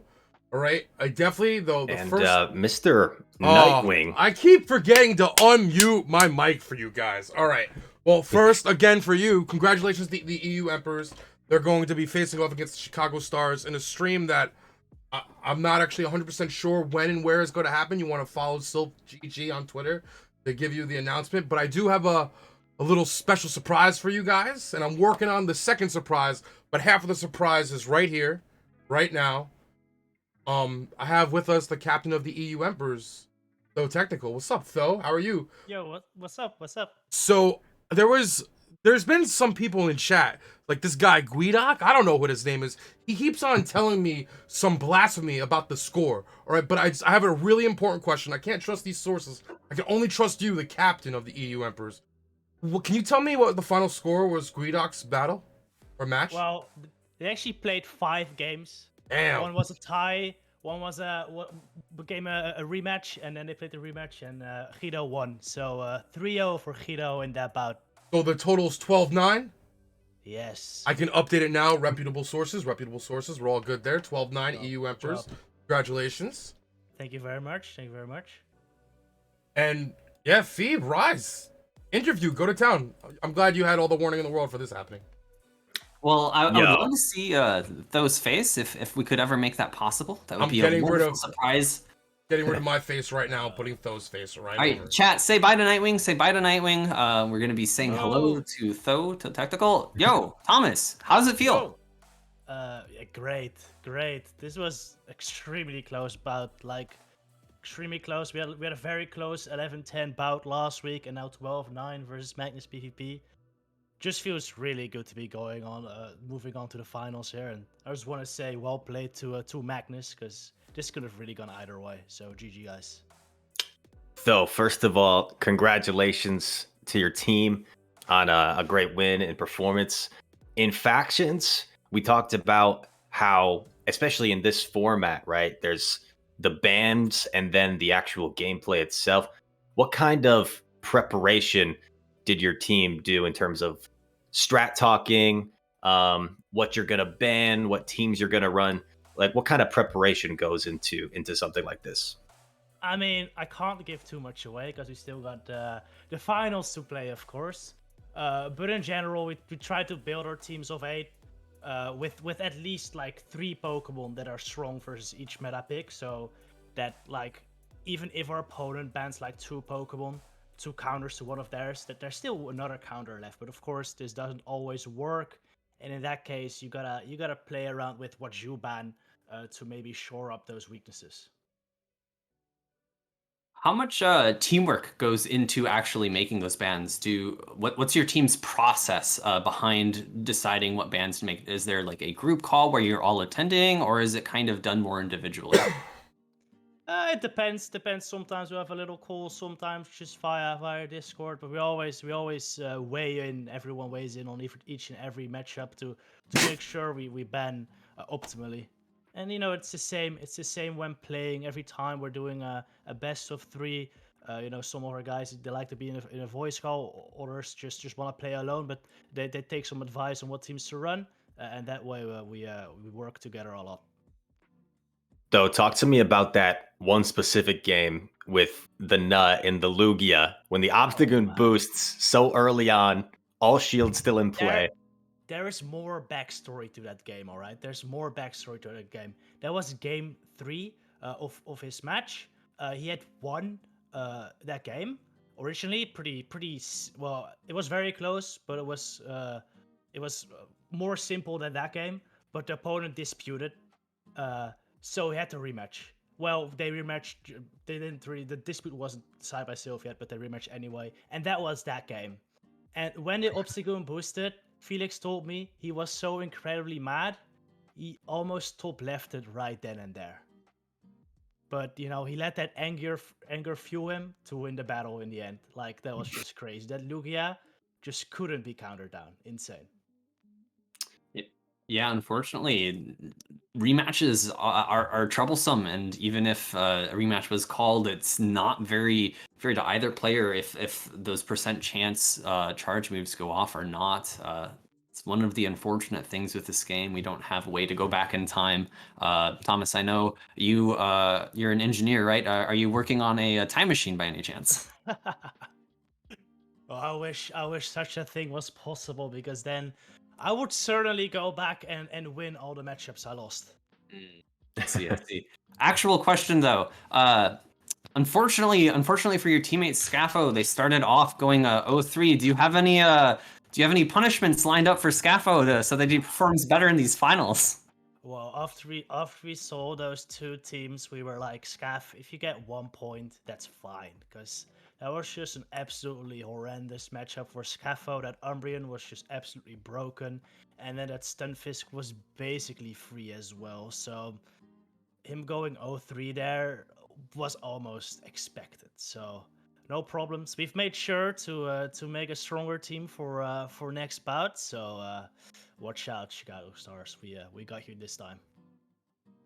Yeah. Phoebe, unless you have anything else, congrats again, though, on EUM's getting to the finals. Nightwing and I also had a bit of a discussion on who has the best logo in factions, and I think EU Emperors, in my opinion, is arguably the best logo in Well, all of factions. I think you guys are right there. yeah, thank you very much. So- Before I go, I just want to thank you all for the great shoutcast and Nightwing for hosting, because there's always a lot of fun. So great job, guys. Love you, Tho. Thank you very much, man. Yeah, thank you. Goodbye. Peace. What's up, guys? How are you? Man, I'm back. what a time! What a time! But there we have it. Yo. EU Emperors will face Chicago All-Stars in the finals. Tune in to SILPH Twitter. I think it's going to be on the SILPH channel, but I'm not 100% sure on that. But yeah, final score, 12-9. Congratulations to the EU Emperors. Yeah, and Thomas really proving that he and his team aren't as washed up as CCO as a lot of people in chat Damn. might like to think. Unfortunately, CCO, you are more washed up than Tho really proving that he's still got what it takes to compete with the best. I mean, Tho. I love Tho. Tho's always been my. I was so excited when I got the EU Emperors faction stream. Yeah, because I love Inadequates, I love Tho. And even like Scafo and I can't pronounce any of these guys' names. Guido. They're I feel like I should not be saying that. Yeah, It's yeah. yeah. A lot of them are GBLA guys, so like I've definitely seen them before and everything like that. But yeah, no, this has definitely been a fun experience. I want to definitely thank you, SILPH, for giving me this opportunity. And before we wrap up, I just want to say thank you to Phoebe and Rise. Like, guys, this is the point in time where you'll give yourself a shout out. Phoebe's got your own Twitch and Twitter, and Rise, I don't know what you do, but do some good stuff. You have a YouTube too, right? I do, yeah. You can find me Rise to Occasion, REIS, the number 2 Occasion on Twitch and Twitter. Rise to the Occasion on YouTube. And also, if any of you Silphers want to join a live Nemesis tomorrow, my local community, the Thunderdome, is doing a Nemesis. So let's try and get some people to join that if you want. Yeah, and you can find me at twitch.tv/alphaphoebe and twitter.com/alphaphoebe. Thank you, Nightwing, for having me on so much. It's been a pleasure. I don't think I'm going to be on the next one, but I appreciate the opportunities you've given me. Phoebe, no, honestly, it's been a pleasure. And both of you guys, again, everyone's either in Germany or having like class or stuff like that, because we're in the middle of the day, East Coast time. Like, so you guys really stepped it up. I want to say thank you again. Big shout out. And also, shout out to PvP Steve, JRE Seawolf, everyone helping me out behind the scenes, even PvPoke. Everyone should go to pvpoke.com for all your needs. Go shout out PvPoke in chat. Go to his Twitch channel. Yeah, I think that's it for us, guys. Almost a 3-hour stream. Yo, we did it. We got through it. Did it. But yeah. All right, yo, that's it for me. I'm gonna go. I have no idea who I'm gonna raid. I'm gonna look for a raid. CCO's live. CCO's live. I hate CCO though, bro. CCO is such a pepega. But maybe CCO. But I want to say thank you. I'm gonna play the looping video, and we'll please raid and support the person who I raided. I don't know who it is. Maybe CCO. Be good, guys. Thank you.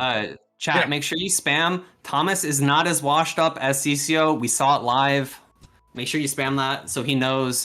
Really, really good copy pasta for him to see. All right. Be good, guys.